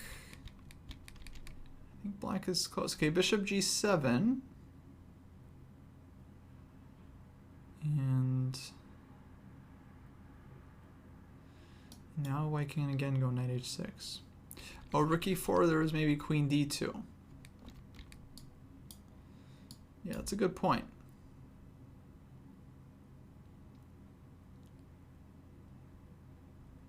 Yeah, and then the endgame for sure, good for black. I mean, I guess white could avoid it, like queen a3, but doesn't feel like, queen takes c2 might just be very possible, right? And still, I would prefer this position to the endgame, but I think you're right. I think queen d2 is a pretty annoying move for white to deal with there. So let's see. Okay, knight h6 play, takes. Okay, a5. So yeah, black is banking on this pawn. This a pawn is certainly very strong. So if white isn't able to generate play, it's gonna be problematic for white. So now it's up to Mitch to create some counterplay. Okay, quickly goes rook to d1. And I believe the idea is to go rook d7 and then take, right? And just completely open up black's king.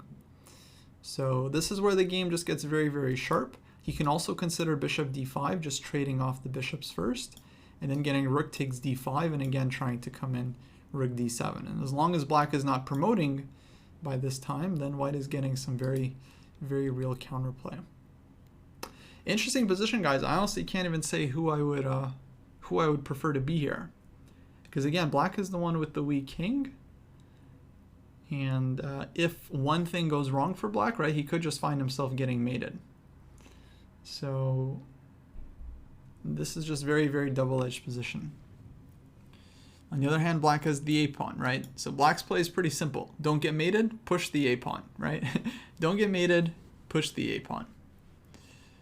Maybe queen should be on, this diagonal, I think, to make sure everything is safe. And that's what PAWNGRUBBER is thinking about right now. He's trying to figure out, like, does white have any real threats? Rook d7, can he just meet this with queen f6 and no problem? And just push this pawn? Or is there some prophylactic move he has to make?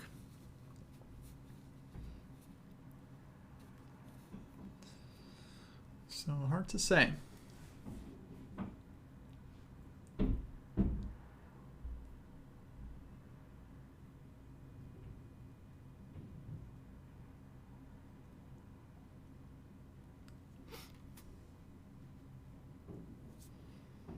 Yeah. I mean, if you started your account like 11.5 months ago, I mean, it's close enough. Yeah. So you're probably okay.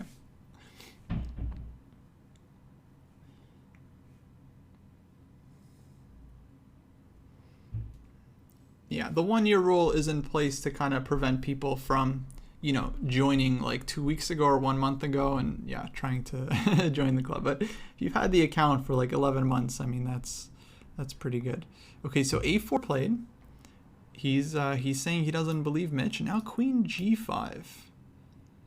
I wonder what the idea is. I'm actually not seeing it. Maybe, I think he wants bishop d5 and to get some checks. So a3. Black is just pushing. And the closer this pawn gets, the more dangerous it becomes. So yeah, bishop d5. Now he can try a2, but because there's takes, check, queen e6. But white has rook d7, so that looks very. I don't know. Actually, could be really tight, right? If white doesn't actually have enough checks, this pawn is promoted. Oh, but he can take this one. So something like this. And the pawn is defended. So this is very, very sharp. This is really sharp. But a2 definitely feels like the critical move here.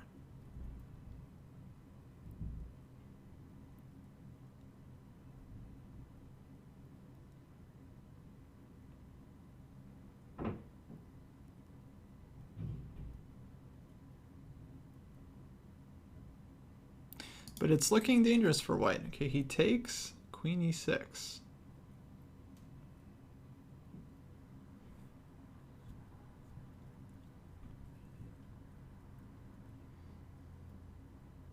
Oh, I think he just blew it because white can take, give check, and go rook a8, get behind the pawn, and then the endgame's fine for white. The endgame's absolutely fine. So Mitch needs to take his time here and just find the clean win, find the clean draw. Taking here, I think, very risky to let this pawn get to a2. This, I think, I would be really, really careful about this one. Ooh, he does take. He does take. I'm not sure. I mean, he might be fine, like something like queen d4, keeping control over the promotion square, but I don't think black is any worse here with this a pawn. And he's got to be really, really careful. Like queen d4, black can try queen e1 check, king h2, and who knows. Is he trying to win? I'm not sure. That's possible. That's definitely possible. I don't know what's what's going on through their minds. I'm sure PAWNGRUBBER felt like he was better. Because he definitely seems like he was playing very ambitiously. Mitch, it's unclear whether... I feel like he probably just missed that idea. I don't know. I think white is the one trying to equalize. Again, I would have snapped this one. Go rook d8 and rook a8.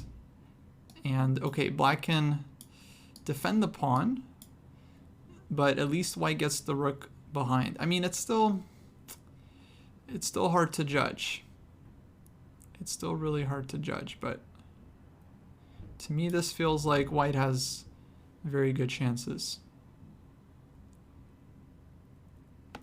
Like he can play here, for example, and just take this pawn because black is still not promoting. Like if a2, for example, then okay, the rook just stays here and it's very hard for black's king to get in. But you know, maybe this one actually is not super clear.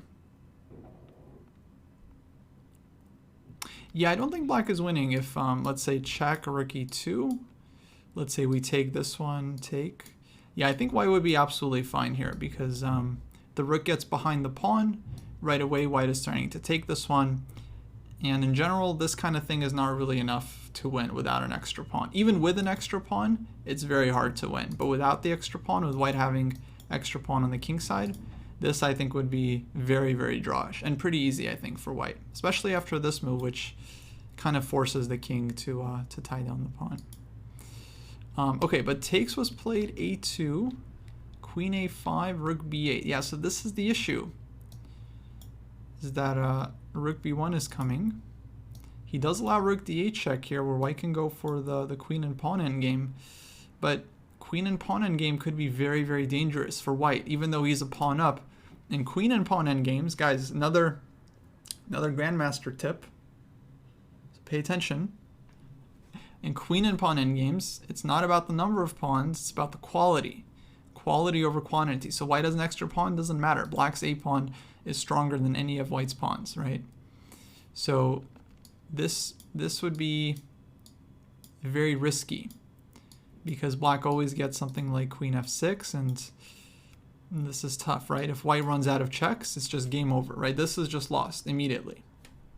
Just resigns. Just resigns. So king h2. Now PAWNGRUBBER has to be careful. If he comes in too quickly, he can find himself getting checkmated. So he has to be very, very careful here. I feel like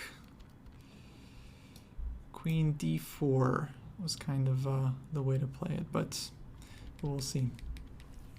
We'll see. Yeah, very, very tricky now, this position. Practically speaking, I think black has better chances, but it's hard to say. Like I mentioned earlier, these positions are also all about the king safety. But now this a-pawn is so strong, if black's king doesn't get checkmated somehow, then black is going to be okay. So queen c4, I think he's eyeing this check. Maybe queen e5 here makes sense.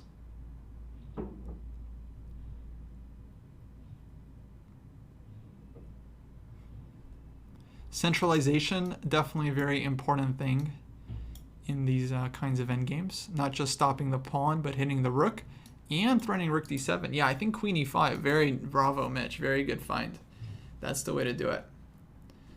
Because now he has this threat. He's stopping the pawn. He's stopping the checks.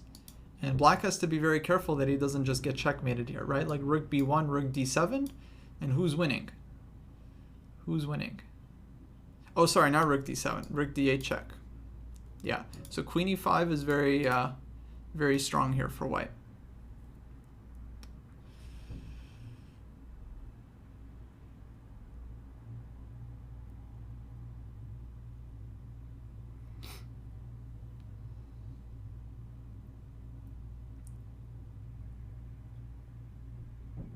Yeah, PAWNGRUBBER is flagging here.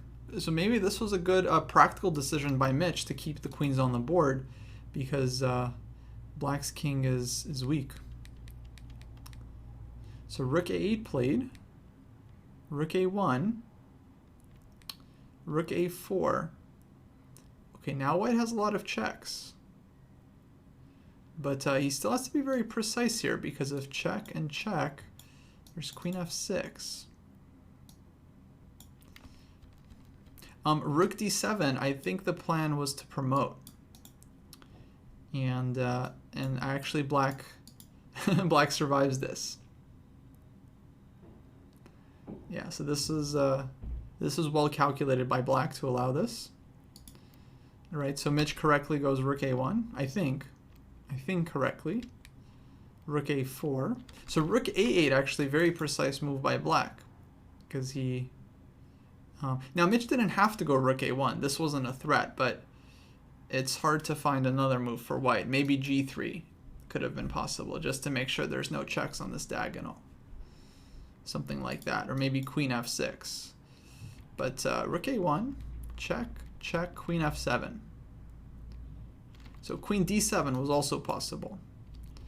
Queen a1 would allow queen f4 check. So it was possible, but I'm not sure if it was good. Generally, you want the queen centralized. You don't really want it kind of passively blockading in general.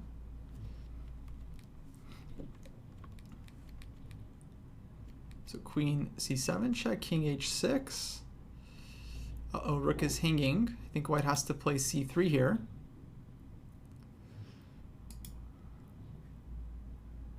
h4. Uh-oh. No, I think he can just take. White doesn't have any checks.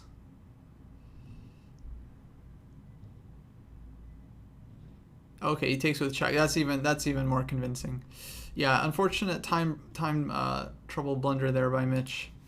Yeah, I mean he could just take the rook as well. White has no checks, but that's much more accurate. Yeah, unfortunate slip there. He could have continued the game with c3, and then I don't see how black wins this one. Although he can't take here, so Yeah, now it's starting to look a little difficult for white. So unfortunate. Again, Mitch goes down in the time scramble, but yeah, well played by PAWNGRUBBER there. And let's update the score. So 2-0. Very hard-fought games. Both games Mitch was very close, but as you can see, a lot of times the higher-rated player ends up finding some tricks, you know, in the time scramble. Even though the game itself was very tight, once it gets down to seconds, you know, generally the somewhat quicker player has a bit of an edge. But yeah, I think Mitch was definitely okay there. The players are going to take a quick bathroom break, guys. As you can see, you are watching the chess.com Speed Chess Championship, brought to you by Canada Dry. Canada Dry. When's the last time you had ginger ale? Ginger ale. Good for the stomach, good for the soul. Thank you, thank you. This match is sad. Why? I think the games have been really exciting so far.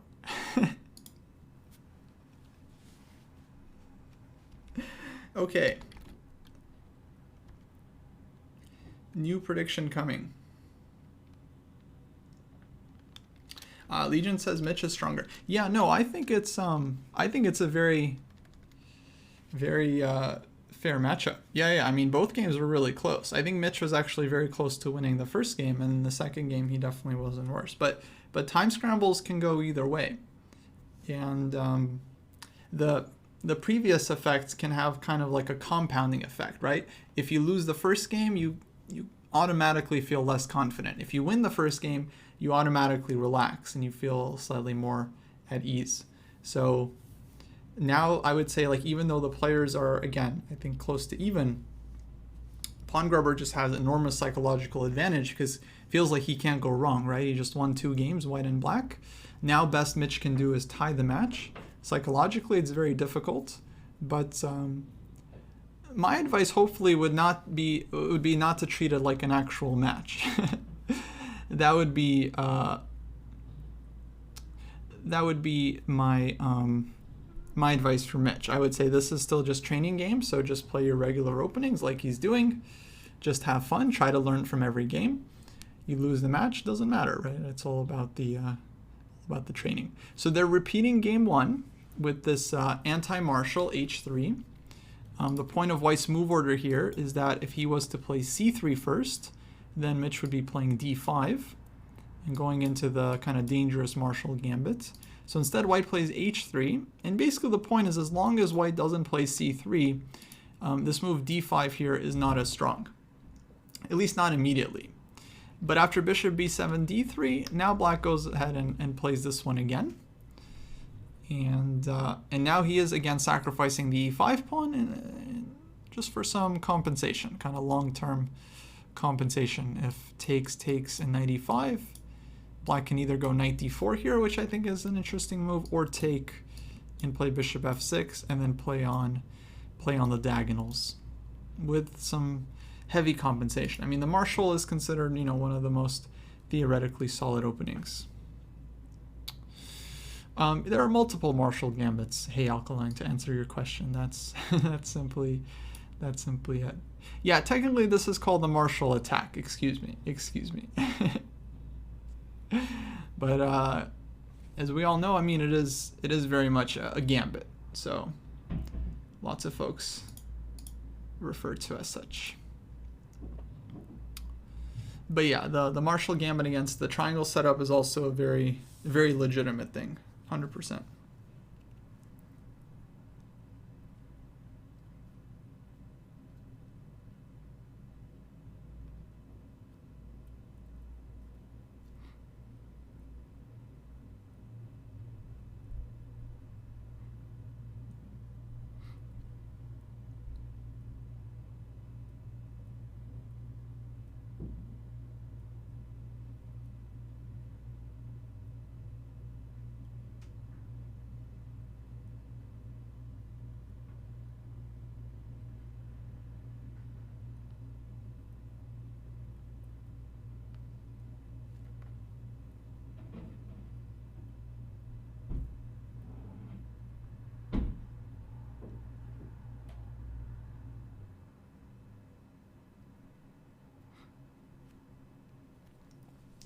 Okay, let's see what happened this game. So this game looks like white was the first one that deviated.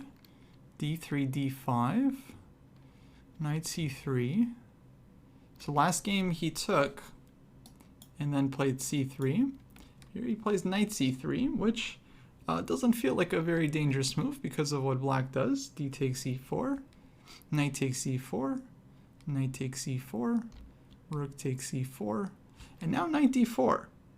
So very interesting find by Mitch. This move knight D4 maybe missed by PAWNGRUBBER. He takes on E5, he grabs this pawn, but now black is going to be able to take on F3 and wreck white's structure. And basically it's looking like a very nice martial attack for black here. Only one pawn down, but magnificent bishops. I mean, really, really fantastic. White is going rook G5, but honestly I don't really believe it, you know. Feels very artificial. Queen F6, H6.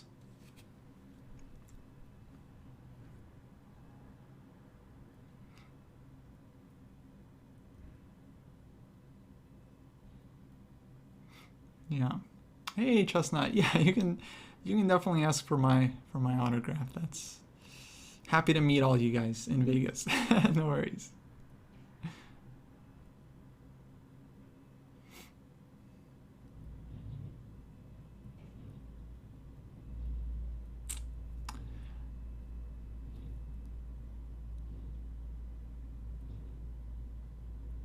I mean, Queen F6 I think is not the end of the world immediately because white would have bishop D5.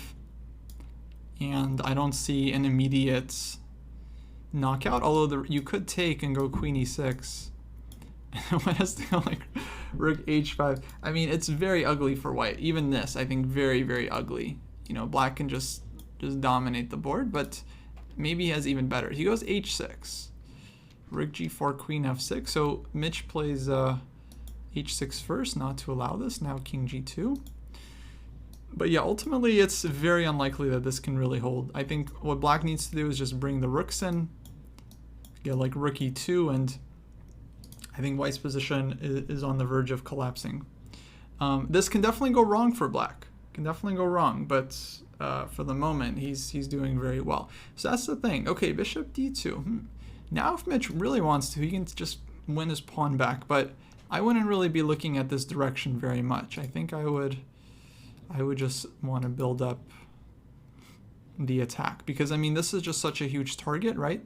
So you put two rooks on the E5, you play rook E2, and like, how does white defend the F3 pawn? Right, looking very difficult. I guess white wants to go bishop C3. So, okay, black needs to be a little bit careful here. Bishop C8. Okay, he's hitting the rook, but white can go bishop C3. I'm not sure if Mitch might have overlooked this one. Because bishop C8, I mean, he has bishop E5 still, right? But it's maybe not exactly what he wanted, you know. I think black is probably, yeah, probably black is still totally fine, right? Like, because rook is hanging and B2 pawn is hanging. So I think, yeah, black is probably very much okay here, but not sure if this is exactly what he wanted to allow.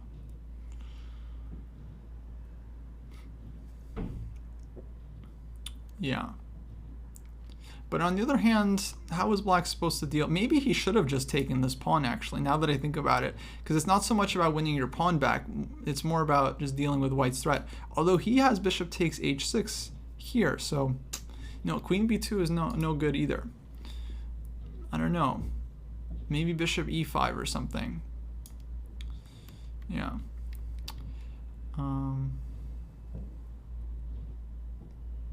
Yeah, Bruno, on bishop E5 takes D4 for sure. White can throw in.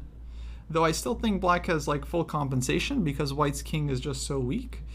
But yeah, again, maybe not the best he could have gotten.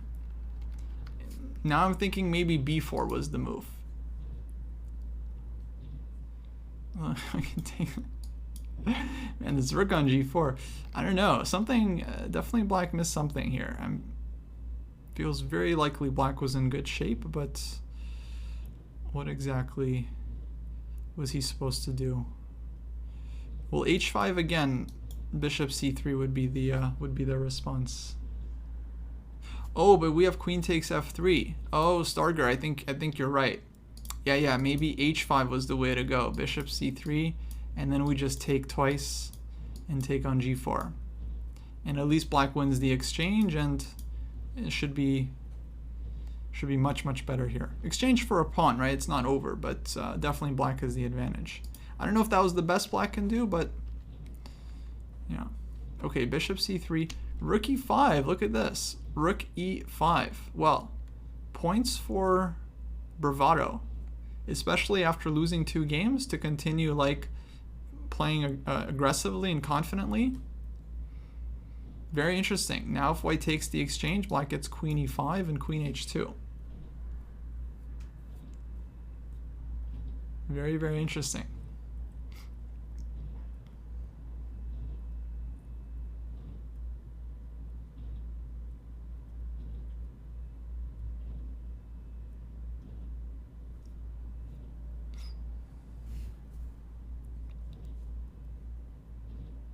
No, f4 is a move. F4 is a move. I just think it's not so easy. I mean, you know, black can play queen takes b2 here. Black can maybe go queen f. Like, I think the compensation continues.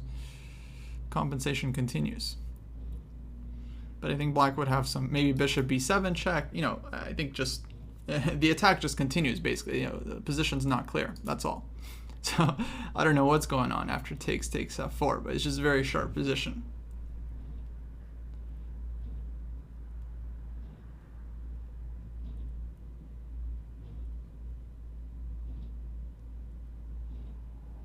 Yeah, of course, white needs to deal with the rook.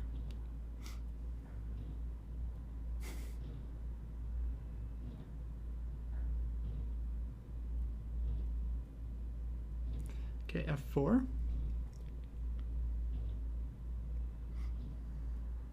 He goes for immediate f4.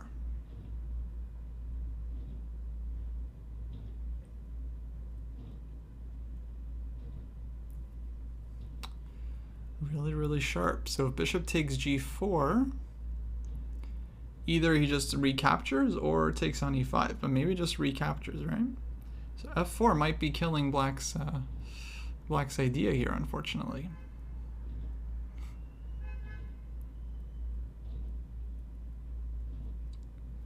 Let's see, can we find something?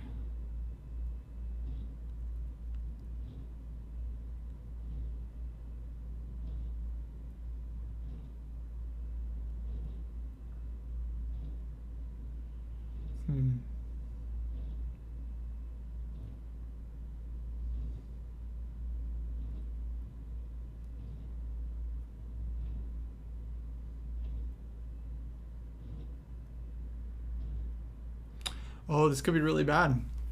This could be really bad for black, in fact. I mean, it was a really interesting idea, but yeah, unfortunately f4 might just kill everything. Yeah.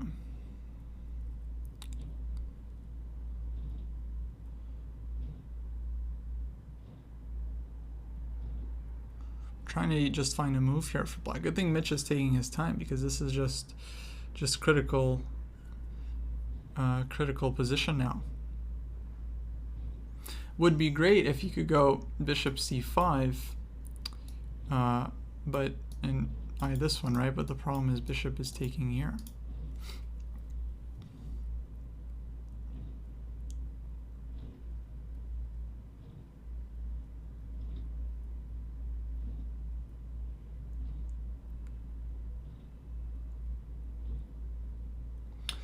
Yeah, unfortunately, I'm just not seeing a move here for black. F4 is really strong.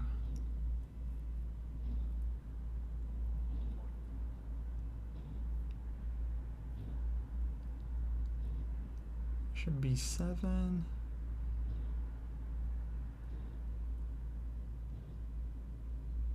I think he just wanted more, Aaron. I mean, Mitch, of course, missed this idea completely. I think he just wanted more than, because probably he was, I think black has like fantastic compensation here, and objectively, yeah, should have gone for this one. Like put the rook on f5, bishop b7, just put tons of pressure here, and it's very hard for white to move. Black should have really good compensation for the pawn. But basically he wanted more, right? He wanted to just get the 2 diagonals and rip white open. But I mean, even this one actually was not super clear to me if black has 100% enough. But when you're down in exchange, it's always playable. You know, when the king is weak, it's almost always playable. But down a rook is a lot to overcome. Down a rook is a lot to overcome. Yeah, don't get fancy, guys, unless it works. Then, you know, play the best moves. But don't get fancy unless it works. Sorry, guys. There's no easy solutions here. No easy solutions. So the problem is bishop g4. White will just recapture. So temporarily sacrificing the exchange, but with the promise of winning back the rook. And if something like h5, in addition to maybe moving the queen, white can simply take this one, take on f6, and white's going to be up a piece. So if black doesn't find something here, it's basically over.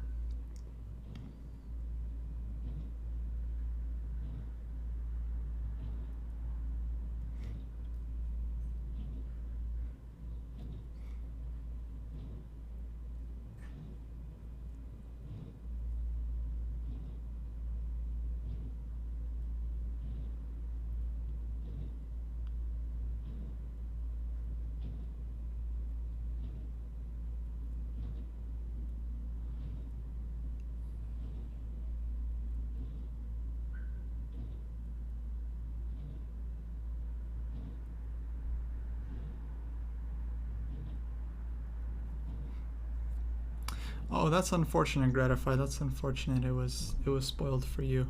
I would turn the eval bar off. I would set it off on default. Because it's always a shame, you know, you never know when you actually want to see the eval or not.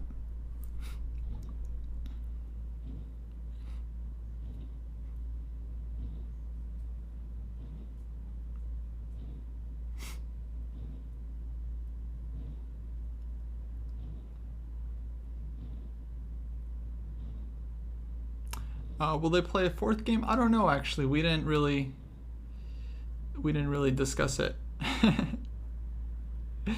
I'll leave it up to them. Technically, the match was supposed to kind of last around 2 hours, so we'll see how much time these guys have.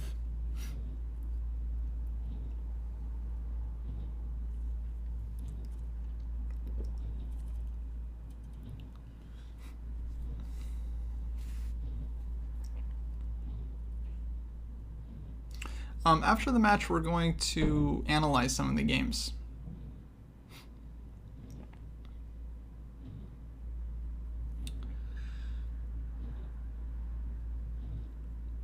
I mean, I'm still thinking about that endgame in round 1, where Mitch had a very, very nice strategic grip and then totally let it unravel with one move. We have to hear some kind of explanation for that. That's the biggest question I have for the match. Any chance I'll ever do a Bomb Cloud speedrun? No, definitely not. I mean, it's just a joke opening, guys. I mean, it's like not even an open. It's like not even fair to call it an opening. It's like it's literally just like it's just like trolling on the board, right? Like trying to score in your own hoop. Yeah. So bishop takes g4. And I think white just takes back probably with the queen. Oh yeah, has to take back with the queen to defend the pawn. And now, I mean, it's very unfortunate for, you know, if this pawn was on h2, right, for example, and the queen was undefended, then black could play queen f5 and get out of dodge. But unfortunately, in queen f5, this queen is defended, so white just takes. And nothing to do.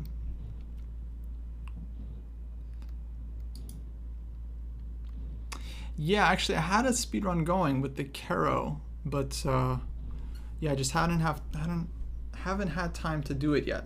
Also, we have a lot of old speedruns that aren't up on YouTube yet, so we're a little bit behind. Would I be open to playing a few Skittles games in Vegas? Definitely not. No, don't ask me to play. Sorry.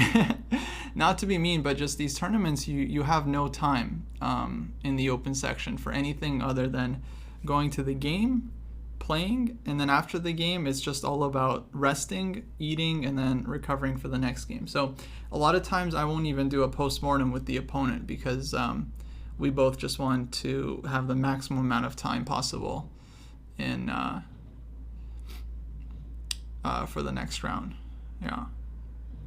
After the tournament, maybe I'll play like some games. But usually after the tournament, I'm like tired. I'm just like, I've been playing chess all week, like I'm done.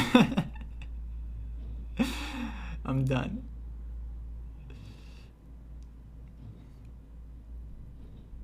But yeah, during the tournament, it's very important to rest. And I would encourage you guys, if you're playing in the open tournaments, take care of your energy, because by the end it's really going to take a toll.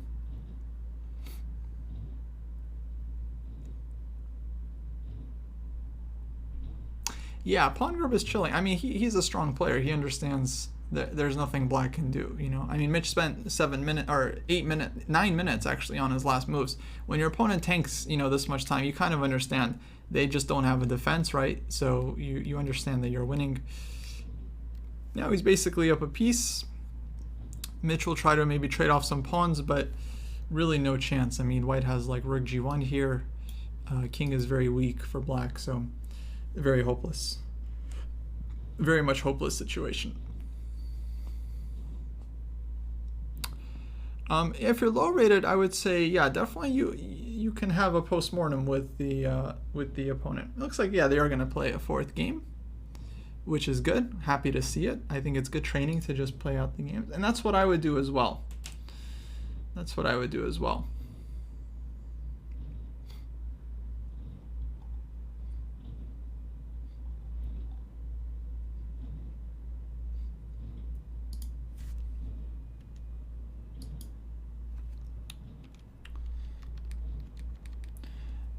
I mean, I think, oh, look at this, bishop g5, knight f, nice. Mitch going all out. I mean, look at these guys. They're just banging out moves. This is what training is all about. Both of these guys have studied this extensively. Look at this. Look at this. They got 17 minutes on their clock. Yeah, these guys have studied this. That very similar to the Fabi MVL game from the candidates, exactly. This is almost the exact position. Yeah, Fabi had some really interesting prep in that game. I forget exactly how that deviated, but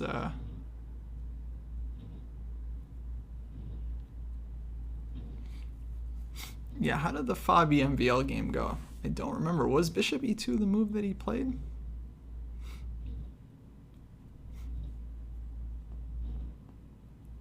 Why gambit 3 pawns? Well, white has a lot of initiative. Yeah. I mean, he's gonna get the open f file, and yeah, I mean, this is just very, very theoretical opening. I mean, of course, it's very risky for both sides. White is sacrificing a ton of material, so I wouldn't even say like black is in more danger than white here. I would say both sides is just extremely double-edged position, right? If either side makes some kind of mistake, the other side can just immediately like win the game, right? Like take advantage. If black messes up, white can just like checkmate black or win like a bunch of material. And if white messes up and like allows some exchanges or a queen trade, then black is just going to be up a million pawns and winning on the spot. So very double-edged position. Okay, bishop g3 takes. I think Mitch definitely still in book. I'm not sure if PAWNGRUBBER is in book. Feels like he played this pretty quickly, even though he spent some time. He hasn't spent enough time that makes me think he's out of book. Like, if he was really out of book, I feel like he would be spending more time than he spent so far. Mitch is 100%, and I mean, this is just like Mitch's bread and butter. But PAWNGRUBBER, it's unclear if he actually remembers this or not. I'm looking at him now. He kind of doesn't seem like he fully. I feel like he has the face as like, I know I've seen this before, but like, what's the move here?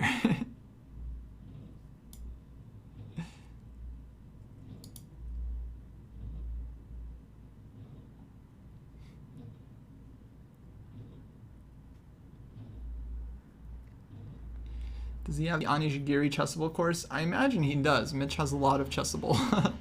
He has a lot of chessable stuff.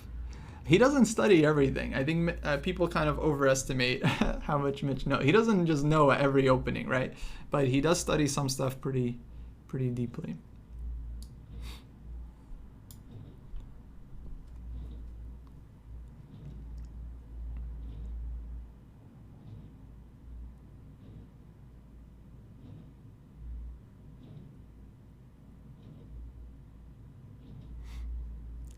Okay, knight c6.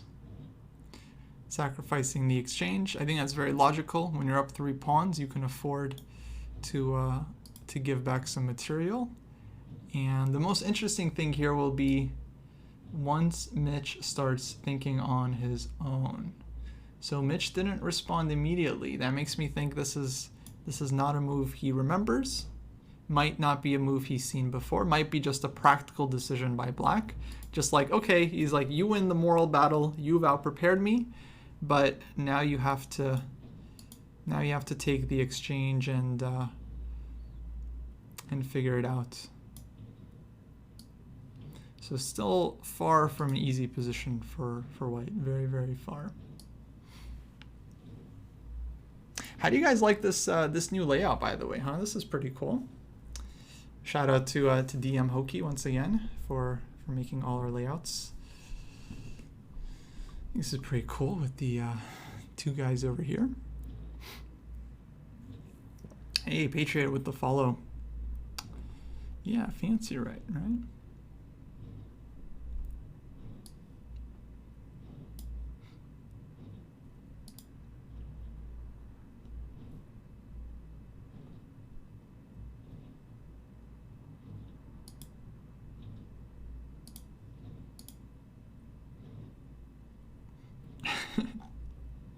Yeah, guys, we're gonna implement a dress code for future streams. So if you're gonna watch the stream, okay, you can't be in your pajamas, okay, guys?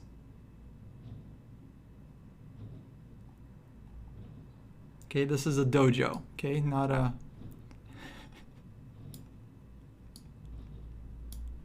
What do you guys think this is? This is the chess dojo, okay, and we'll be respected here.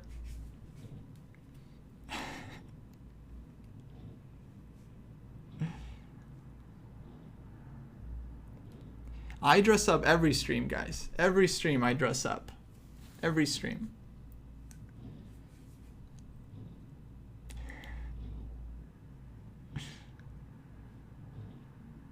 Thank you.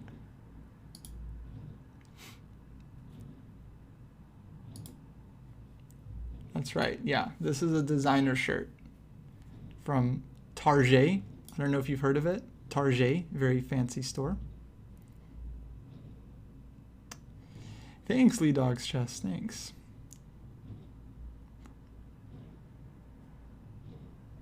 .55 is the average number of moves that Mitch knows in his lines. This is the average number of moves in his chessable variations, 55. That's the significance of that number. G4.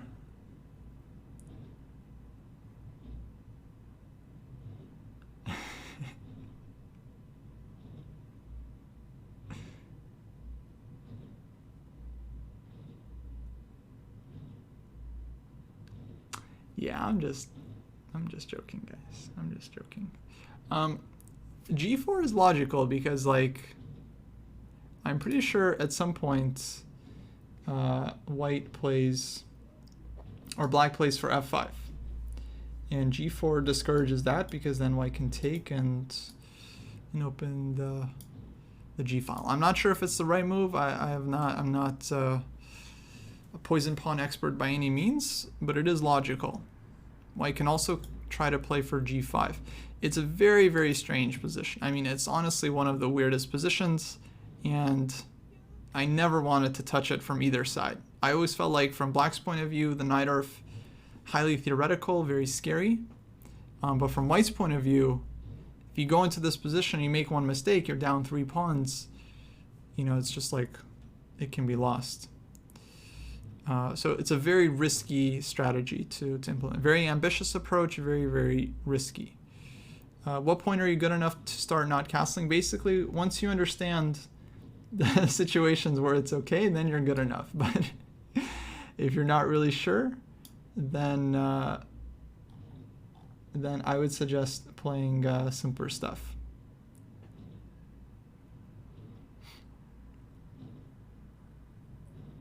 How did he lose the first game? He was actually, I think, completely fine in the end game, 1800. He just let white open up the 2 bishops, and white's 2 bishops got out, and it was just game over. Any advice for long time control games? Yeah, Francis. So if you've never played a long time control game, I would just practice. It just takes some practice. So maybe start with a G30, right? 30 minutes per side, or at least 25 minutes per side. Just try to use your time. To be honest, I don't quite get what the difficulty is. Like, I've heard this thing before where people are like, oh, I just can't focus on chess that long. You don't have to do anything. Just sit there and just don't move. Just don't move. Just try to consider a couple of moves, right? So don't treat it like a blitz game, right? Because then what's the point? So try to use your time. Try to use, let's say, 15 to 20% of your time in the opening, right? As soon as you're out of book, try to spend a few minutes there. So if your opponent plays something you don't recognize, don't just instantly like make the first move you see, right? Try to consider a couple options. Try to consider what the opponent is going to do. Try to consider what you're going to do against that. Take your time, right?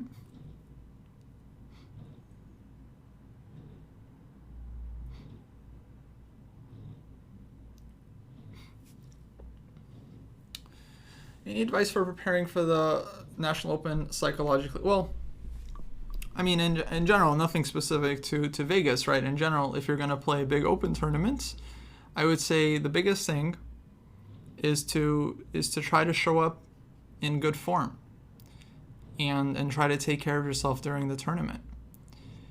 Because I think these things definitely go kind of underappreciated. So that means try to get good sleep, try to eat reasonably well, right? Try not to have like a bunch of sugar or like coffee, before the game or at night, right? And you really have to try to put your full effort during the game. So as you'll see in lots of tournaments, normally the higher rated a player is, the more energy they're exerting at the board. And I'm not sure if it's like a chicken or the egg situation, right? Like, I don't know if higher rated players spend more energy because they're stronger and they have more things to think about, or are they stronger because they're able to like spend more energy and focus more? But energy is really important in a chess game. And especially if you're playing like multiple games over multiple days, long games, short games, if you're playing a lot, you have to be very, very careful that you're not just getting exhausted. And if you do get tired, you have to be kind of aware of that, because as you get tired, you will play worse. I mean, I'm not a scientist, guys. I'm not a doctor, but the brain is part of your body, and if you get tired, your brain will also get tired and you'll play worse. You won't see things as clearly as you might normally see them. You're more likely to miss stuff. Like, I think the thing is players don't like realize that like mentally they're exhausted, they're fatigued, especially by the later rounds. So as 1800 is saying, you definitely want to rest up, drink lots of water, definitely try to take care of your body overall. And I think this goes underappreciated because people just, you kind of feel like you can just grind it out. I mean, I get it. I get the same exact feeling, right? It's like mental effort doesn't feel the same as like physical effort, right? You can tell very easily if you just start running or jogging, sprinting, you can tell very easily when your legs can no longer run, right? When you're getting tired. It's like, okay, by the way, crazy game. I'm not even going to pretend to understand what's happening here. It's just super double-edged. I have no idea. I have no idea. I mean, it looks like white is getting some attack.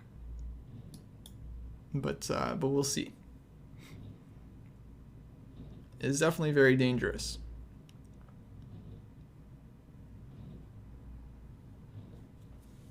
Rook d2 here, for example.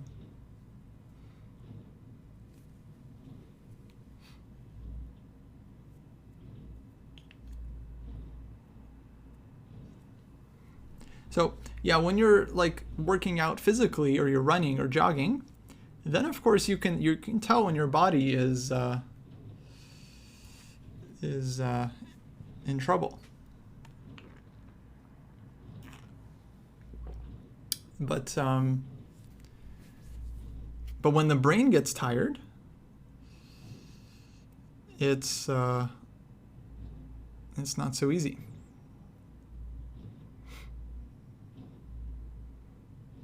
We often don't realize.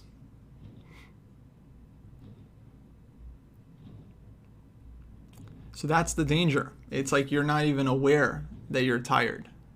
It's only after you blunder then you realize, like, oh, maybe I guess I was tired during that game. So don't sleep on this, guys. Don't sleep on. And that's why I'm saying this, because I feel like even as I'm saying this, I feel like some people are like, yeah, whatever, I get it. Energy is important. And I'm telling you guys, if you don't maintain your energy, you won't realize that you're tired, and you'll play worse without even realizing that you're not in good form by the end of the event. But if you're at least aware that you're going to be fatigued, then you can kind of adjust and you can understand that you need to exert more energy as the tournament goes on. So as the tournament goes on, it should feel harder and harder. If you're feeling like fine and not feeling harder, it means either you weren't working hard enough in the previous games or you're not aware of your own mental fatigue. Yeah. Now, I'm not sure about white's last move, rook to g1. I mean, I was thinking hg here, and I wasn't exactly sure what black is doing. Maybe queen h4 check? No, then there's bishop g3. Yeah, I don't understand what black was doing on this one, because queen takes, there's rook g1. And king takes, I mean, looks very suspicious. So I'm not sure why Mitch rejected this one, to be honest. Yeah, probably rook f7, Alexa. Yeah, you're right. Rook f7, exactly. You guys are absolutely right.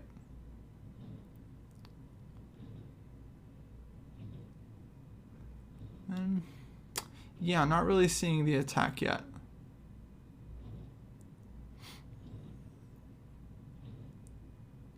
So maybe he should have just taken this one.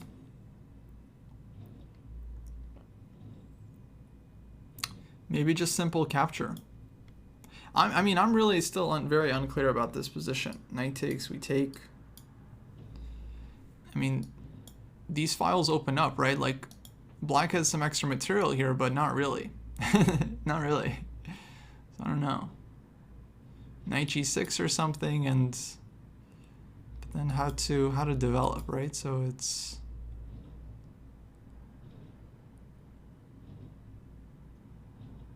maybe h4, maybe rook g1, Maybe just taking.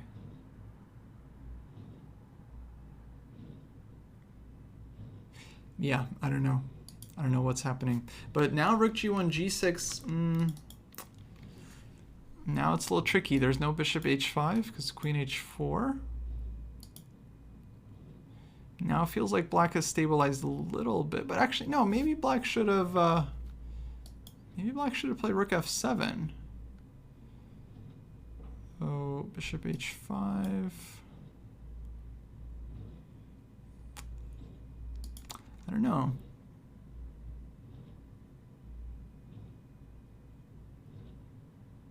Does feel like maybe black can just hide the king on h7.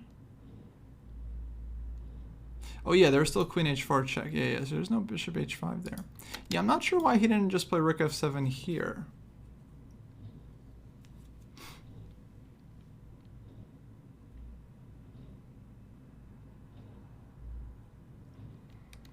Okay, g6.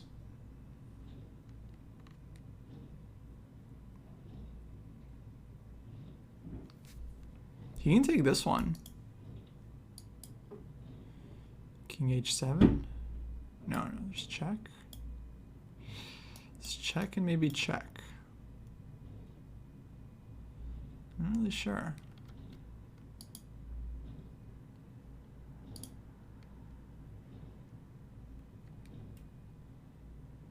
Yeah, maybe h7 just to like pitch the pawn, right? Just open lines. Ooh, very tough. See, this is the tough thing about it. Like, let's say, for example, let's say what black did is not correct. I don't know. This could just still be theory. I have like no idea. No idea.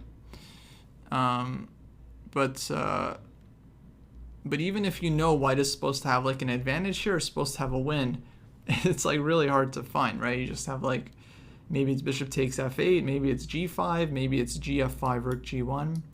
It's very difficult to understand over the board. But that's why this training is so useful, because this game counts for basically nothing. Now both players afterwards can analyze and see where they went wrong and get, I think, much better understanding of these kinds of positions. Indeed, yeah, PAWNGRUBBER is a streamer. Actually, let me give him another shout out. You guys can go follow him, hear his thoughts on the games as well. He streams pretty frequently, I believe.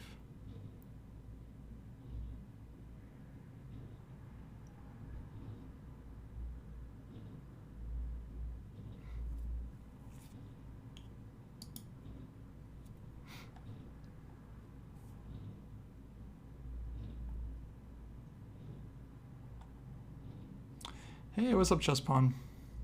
Yeah, the best thing you can do for your tournament performance is to get good sleep, guys.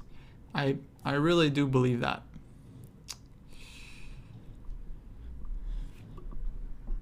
Yeah, if you're well rested, your brain will perform better. I think this I feel confident in saying. I think this has been studied enough. If you're well rested, your brain and your overall body will perform better.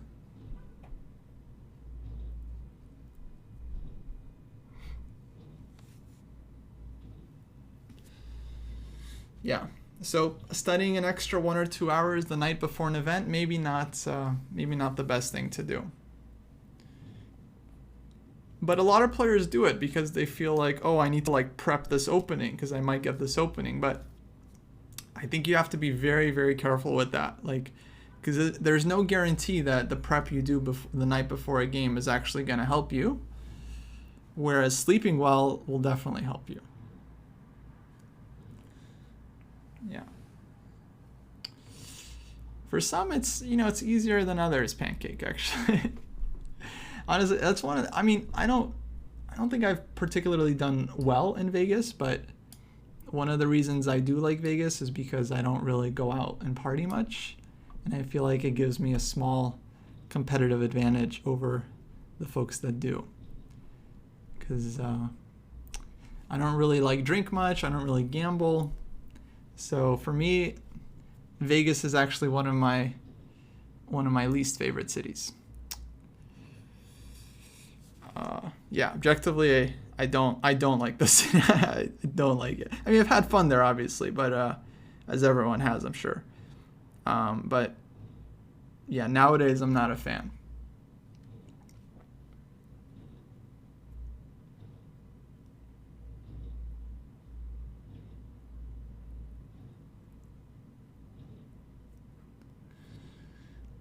Yeah, it's a city of sin, huh? And I'm not even a religious guy, but it's a city of sin. Honestly, what I don't like about Vegas, I think my least favorite thing is that, like, the people that travel to Vegas, like, I mean, it's like, how do I put this? I mean, it's like they're going there to like lose money. You know, it's like a lot of people that come to Vegas, they come there and then they lose money. Some of those people don't expect to lose money. They unfortunately expect to win. And then they end up losing like a ton of money. And it's actually kind of sad. And then the city is like designed to get people to just like spend as much money as possible. I mean, you guys probably know it, like it's well known, right? But in two things you'll never find in a casino, right, is a clock or a window. Because they don't want you to know how long you've been gambling, and they don't want you to look outside and see that it's morning. So it's like the whole city is just built to get people to throw away their money. So yeah, I'm not a fan of Vegas. Lots of super nice people there. Lots of really nice people, obviously. But I feel like the city is not really structured so well.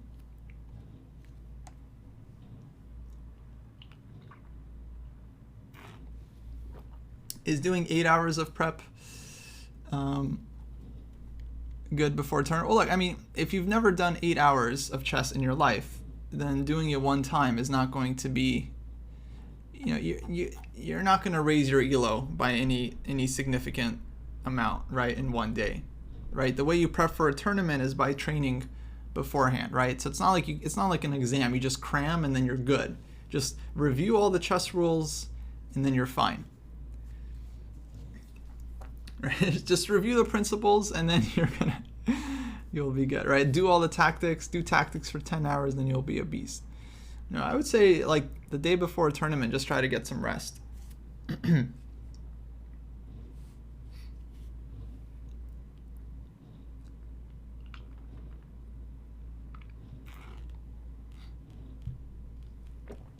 Yeah. Okay, now Mitch spent a lot of time there, and eventually he ended up taking. And takes on e4. Black goes e5, and now Black has a big material advantage, but until Black gets his work out, it's going to be very unclear.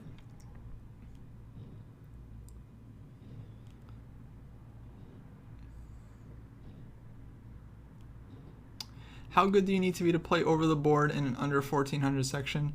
Yeah, basically you need to be between like 11 and 1400. That's about it.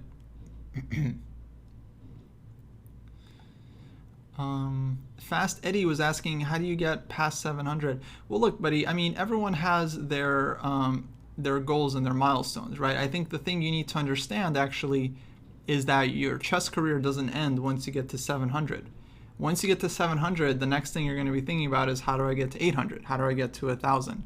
So my advice for you would be not to worry about this one number, because it's just a very arbitrary goal, and instead just try to develop good chess habits, right? So that means try to solve puzzles, right, without guessing, right? Try to actually solve the puzzle and understand why the solution is correct. Take your time during your games. So don't play a lot of blitz where you're just making random moves and hoping, you know, you win by playing quickly. Try to play slower games, like at least rapid games, 10-minute games, 15-minute games, and focus on just trying to make the best move every time, the best move you can find. Watch some videos, right? while you're playing the game, you shouldn't be distracted, right? You shouldn't be watching a video or a stream on the side, or like doing something else, having like a bunch of tabs open. You shouldn't be like playing on your phone while you're like watching TV. To many people this is obvious, but to others it's really not, right? So that's why I mentioned this stuff, right? So you want to be really focused during your games. You want to be trying your best, not playing super fast, trying to take your time, trying to look at what your opponent is trying to do, right? Don't just focus only on your ideas and then just ignore whatever the opponent is doing. And remember that it takes a lot of time to improve. This is not something where it's just like, oh, boom, boom, boom, you learned some, tricks, and then that's it. You're just gaining points left and right. Chess is a long-term process, and it's like, what I would suggest is think about how you're going to get to 1,000, right? Rather than just hoping you like hit this one goal, because you're always going to have the next goal. There's always going to be the next goal. Hopefully that makes sense.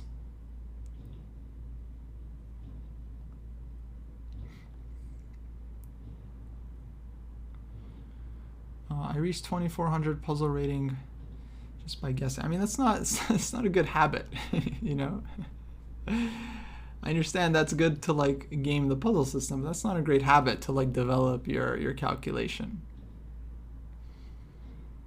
Yeah, definitely don't worry about like traps.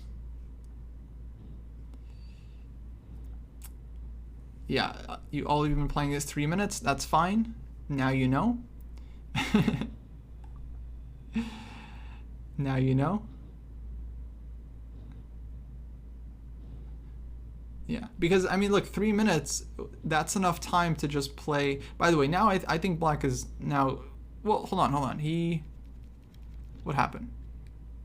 Oh, sorry, Mitch sacked the exchange. Oh, now Black is just up a piece, and yeah, unfortunately, Mitch is losing this one as well. Well, it happens, guys. It happens. It's a tough opening. Hopefully, it's good lessons for Mitch here.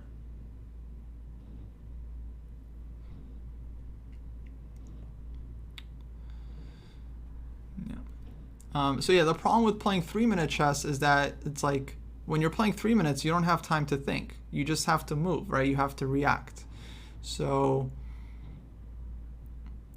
it's like if you haven't really built up your chess fundamentals, you don't really have a lot of chess instincts to work with. The reason some players are like just beasts at Blitz, right? Like guys like Danya and like Hikaru and like Eric Hansen, like all these guys are like 3,000, right? Because they've been playing chess for like 20 years and they've played like 10,000, Blitz games in their life, thousands of classical games. So these guys, they play a lot of chess. By the way, Fast Eddie, definitely check out David's video. Good games. In the YouTube. Hey, Mitch, how's it going? Oh, hey, how's it going, guys? Hey, I'm back. Can you guys hear me? Yeah. Yep. Yeah. Hey, thanks for the games, Mitch. Yeah, thanks, Paul. I'm sorry I wasn't much of a competition. No, I mean, this is still good. Like I was saying this to my chat like the whole time. You love attacking, and I'm getting into these positions where like I'm legitimately scared, and I think that these are still good educational games for me, even though I want all 4 of them, just because like there were times where you really had me, and I'm gonna have to go over those and make sure that I don't repeat those mistakes in my over the board games. Yeah. Well, glad I could be a little of use. I really thought I had the second game, but then I got so low on time, and I probably could have just gone for a draw maybe by trading the queens, but I don't know. Second game. What was the second game? That was the I was white. Oh yeah. That game. Yeah. I don't know, Kostya, if you have like a way you want to go through the games or anything.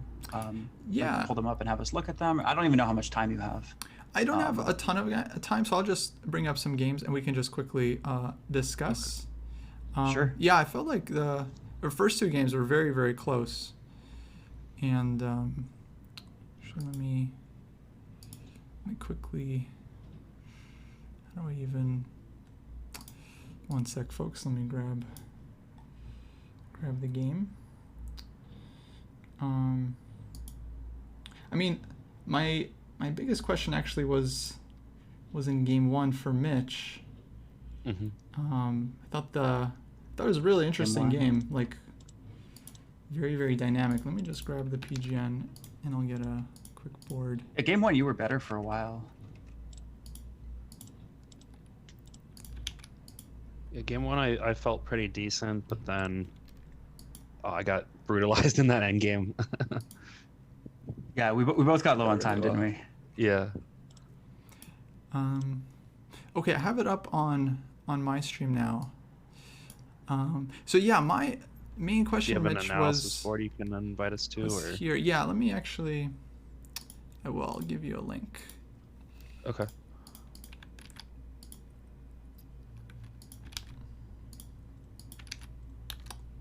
There we go. It's in the Zoom chat.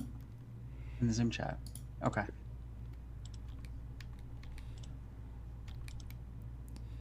So yeah, there were actually 2 moments for you, Mitch, Okay. that I thought were instructive. The first one, actually, I'll go back a bit. When you played f5 and f4 here.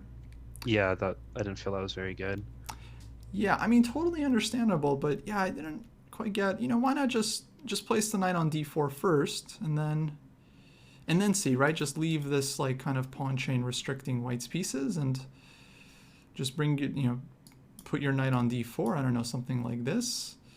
Yeah, I was afraid of Yeah, this is what I was the scared bishop of. to a4. Bishop a4, sure. I don't And know what to do here. maybe, let's say just bishop Drop my c6. knight back, or bishop c6. I got this feeling you like really wanted to use your bishop, Yeah. but I don't know that it's that easy to like open up g2, right? And so if you're not opening Yeah. up g2, you're putting pressure on e4 a lot. And I didn't feel that you ever really wanted to take on e4. Yeah, no, I wasn't wanting to take there, so yeah, I guess bishop c6 is fine. Yeah, I would have just thought of this myself, but it does make sense now that you're bringing it up, Kostya. Yeah, I mean, so now I feel like, so maybe c4 was not right from white's point of view. I'm not really sure, but yeah, now I think black's plan should actually just put pressure on this pawn, especially if white gives up, trades off light square bishops, then d3 pawn is like a huge weakness. And then as long as you keep e5 pawn defended, it's like, yeah, white doesn't have a ton of counterplay. Yeah, that makes sense. So this was the first one where I felt like maybe kind of jumped the gun a little bit, although probably you're still doing quite okay. And then in the end game, by the way, Paul, I thought you played really well with your bishop on h2 because it looked very, very dangerous for white. But you managed to get open everything up. But then we got this was completely unnecessary. This bishop trap on b1. Yeah. You actually also could have won a piece earlier here, but we were both low on time. Where was it? Here. Sorry. I think that you have bishop here. Oh, wow. Oh. I mean, you can take go rook g7 at least, but yeah, there's bishop d4. Oh, okay. Yeah, it's not But one. yeah. that's very, actually, I missed that one too. That's very strong. Yeah, as soon as I played my rook there, I was. I see. So Very you were kind of yeah. kicking yourself a little bit at this point. Yeah.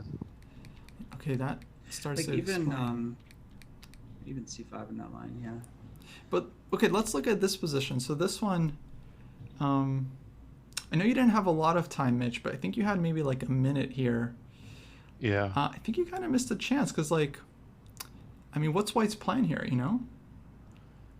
Yeah. Should I just not do anything and improve my king? Because it's hard for him to get his pieces out. Yeah, I mean, I don't see anything white can do. Like, the question is whether or not you can improve your position enough to win the game. I'm really not sure, but if you keep your knight on e6, Yeah. it's like white's king is stuck, bishop is stuck, dark square bishop can never touch your knight. Yeah. And whether you win this is very unclear, but I mean, you never lose this. You never lose, right? Unless you do what I did.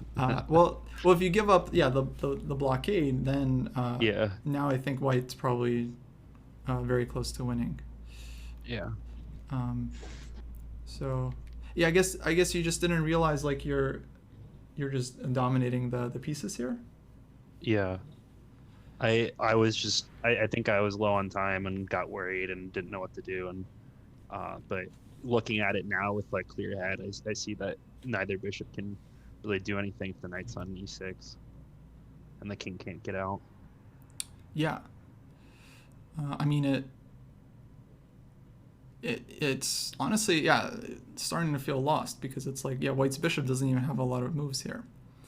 So the other bishop, I mean, doesn't even have a ton of... And if the bishop doesn't keep an eye on this one, then your knight is free to kind of jump around and then start taking stuff one day. Yeah. So, yeah, I felt like maybe kind of two moments, like, just jumped the gun a bit, where actually it was maybe better just to, let's say, keep the position stable. Yeah, that makes sense. Okay. Well, yeah, game 2 was very, very sharp. I'm curious about the last game, guys. How deep were you in book? What did y'all remember during the game? I forgot whether bishop c5 was the move or not, so that's where I left book. Yeah, bishop c5 is still fine. I mean, of course it's fine. You did well. Bishop c5 is still in the book. After knight c6, I couldn't really remember plans anymore. Was knight c6 the move? There's, I think rook d8's the main line, but Really? I think knight c6 is one of the branches. Oh man. And I couldn't really remember anything other than in the main line after rook d8, you just push the pawns and try to break over the king. So I tried to do that against knight c6, and it didn't seem to work for me. I was surprised you moved so fast, seeing that I had also played h6 in the opening. Typically, like, even players that are just gonna play like the normal poison pawn stuff, they like slow down a little and they're like, wait, is h6 any different? I mean, it's not much, but you didn't even slow down there. Yeah, I was telling Kostya before this that I saw that you were a Najdorf player, so I tried to refresh on the Najdorf, and I was concerned to go into it because I felt that you probably still knew it better than me, even though I could pick out which line you did, so I didn't have to prepare all of the Najdorf. But that's why I went for the Moscow in the first game of white. I just didn't feel super confident in it, but I figured might as well try it in the last game. Yeah. So I at this point that you have on the board here, I've already gone several moves of I don't remember what I'm supposed to do, but let me try to remember. Yeah. So if I played the right moves, then I'm like guessing, grasping. Mm-hmm. Yeah, I mean, I don't know the theory here. I feel like this exchange sack makes a lot of sense, but yeah, I mean, if white has some way to punish this, I mean, it's, yeah, you really have to like be super, super precise. So yeah, I don't have a lot to say about this game. It was just too complicated for me. But I'm turning on the engine to see what it says. It's zeros. I hate that. Yeah, it's always. But There's 3 different moves and they're all zeros. Oh my goodness. All right. But hopefully it's, I mean, good training for you guys, because now you kind of get an appreciation for how tricky these positions are, right? Like, over the board, so hard to navigate. Yeah, for sure. Yeah. And again, just thanks Kostya for setting this up, and thanks Mitch for giving me the time to play somebody and have games to go over as well and analyze on my own to prepare. Yeah, thank you as well. I really enjoyed it, and can definitely take a lot away from it. Appreciate it. Yeah. Are you running short on time, Kostya? Because I can just raid you now, unless you wanted to talk more about the games. No, I think I'm going to be signing off pretty soon as well. But you go ahead and raid, and then I'll raid someone shortly thereafter. Okay, great. But yeah, thanks, Paul. And we'll see you again on Wednesday. You'll be playing chess games.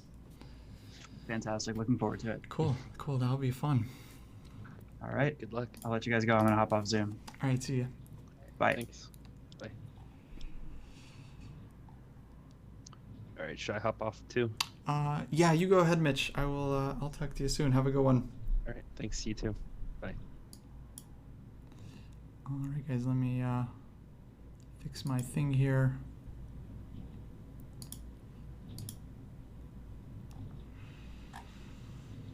Just a moment, just a moment.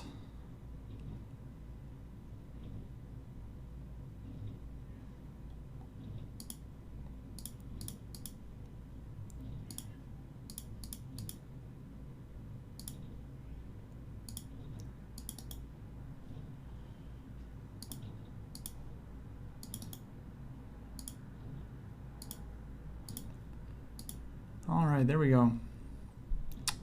So yeah, there you have it, guys. Tough match for Mitch, of course, but like I was saying, like when you lose the first game, first 2 games, you know, it's really hard to come back. So even though, like, I think game 3 actually was really interesting, game 4, okay, was total toss-up, but yeah, definitely if that first game went differently, we could have seen a different match. But I think great training, and hopefully was instructive for you guys as well.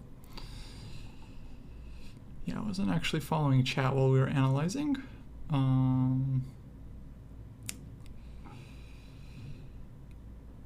But yeah, that first game, that keeping the knight on e6 was key, not to let white take the d4 pawn and let all of white's pieces out.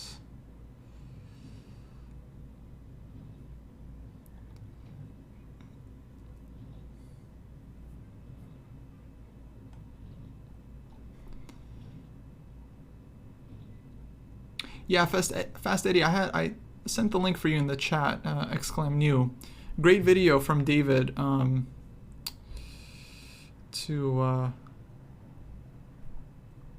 kind of help you with some tips about how to work on your chess.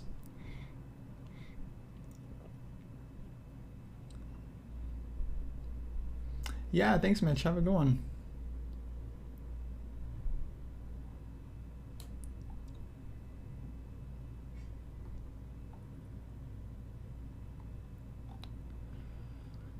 Okay.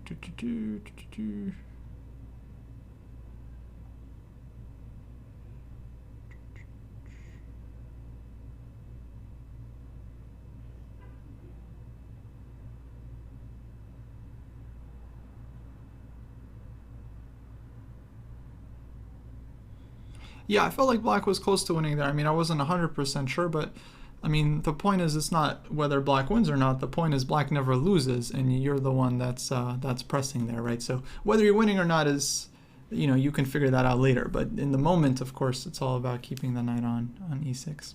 Hey, PAWNGRUBBER with the raid. Well, thanks so much. Welcome everyone from Paul's chat.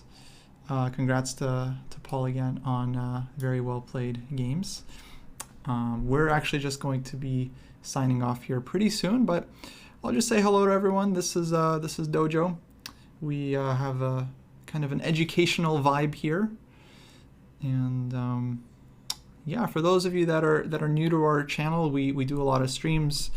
We don't do too many of these like kind of matches. This is one of the first, but we try to do a lot of lessons and group classes. We do lectures on here, all kinds of stuff. So yeah, definitely drop us a follow if you're into it. And in the meantime, if you guys are interested in other channels, we have a rapidly expanding YouTube channel, guys. Lots of instructional videos on our YouTube. We've got a Discord that is, of course, that's where the Chess Dojo lives and thrives. It's where we organize our tournaments and our events and our classes and all that stuff. We got a Patreon page where we have some exclusive content and lessons on there. And we have a podcast. We actually have a podcast, Dojo Talks, over 25 episodes where we discuss chess culture, chess news, etiquette, all kinds of stuff, chess improvement, and so on. So yeah, definitely join the Discord, guys, if you are into it. It's really, really a fantastic community. Ranked S++ on Reddit. Yeah, thanks, Scott. Yeah. But yeah, thanks again to PAWNGRUBBER for the match. And we're actually going to be doing another one of these on Wednesday. So he did great today. I mean, 4-0 really couldn't have done better. I think it was a lot closer than that, but of course, you know, these matches can get really one-sided. I remember when I played Lawrence Trent in the Speed Chess Championship, it was like, I felt like every game was fighting, but I was still 5-0 or 0-5 after the first 5 games. Every game was like close. I was still 0-5 after 5. So it, of course, can happen. But PAWNGRUBBER will be playing one of our other players, Chess Gains, on Wednesday, and that's going to be at, I believe, 4 p.m. Pacific time, so 1 hour earlier than this match took place. And that'll be a really interesting match as well. We'll see what happens there. Okay, guys. Well, I think I'll be signing off for now. Thanks to everyone who followed and joined us. And let's see, who are we going to raid ourselves? Let's see who's online. Dojo has a very simple raiding policy. If you do something educational, we'll raid you. So let's take a look.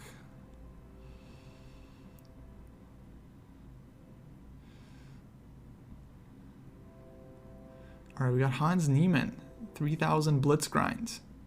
Okay, Hans, we haven't raided in a while. Eric, I love Eric, but here's what happened with Eric Rosen. I raided Eric a couple days ago, and then the next day.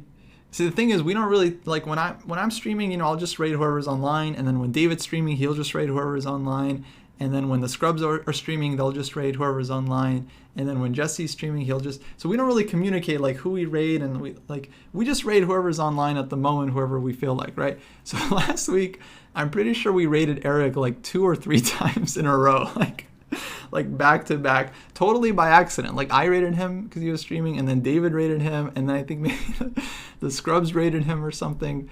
But he was so confused. He's like, why does Dojo keep raiding? And we're really good friends with Eric. Like, we go way back. I did a bunch of videos with him on YouTube. So we got to take a break from rating Eric Rosen before he thinks we're like totally stalking him. So we love Eric, but we just got to we got to take a break, right? We got to spread out the rate. So I'm going to rate Hans Niemann. We haven't rated him in a while, I'm pretty sure. But yeah, now we won't rate Eric for months. it'll go the other way. But we'll rate Hans. He hasn't been streaming for a while. He went to Europe for a couple of months. He was playing tournaments. Now he's back to streaming. He's one of the best Blitz players, in the world, like, hands down. So you guys go check him out. Tell him the dojo said hello. And I will catch you guys next time. I'll probably be back streaming on Wednesday for the next match with PAWNGRUBBER and Chess Gains. And then tomorrow we'll have a couple streams as well. We're going to have David streaming his classes. We're going to be doing the US Chess School as well. Hands down, yeah, it's going to be a great week of streaming. All right, guys, take it easy. Have a good one. See you all in a bit. Take care. Bye-bye.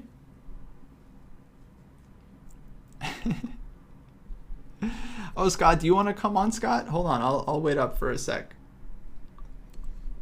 Scott, if you want to come on, I will slow it down.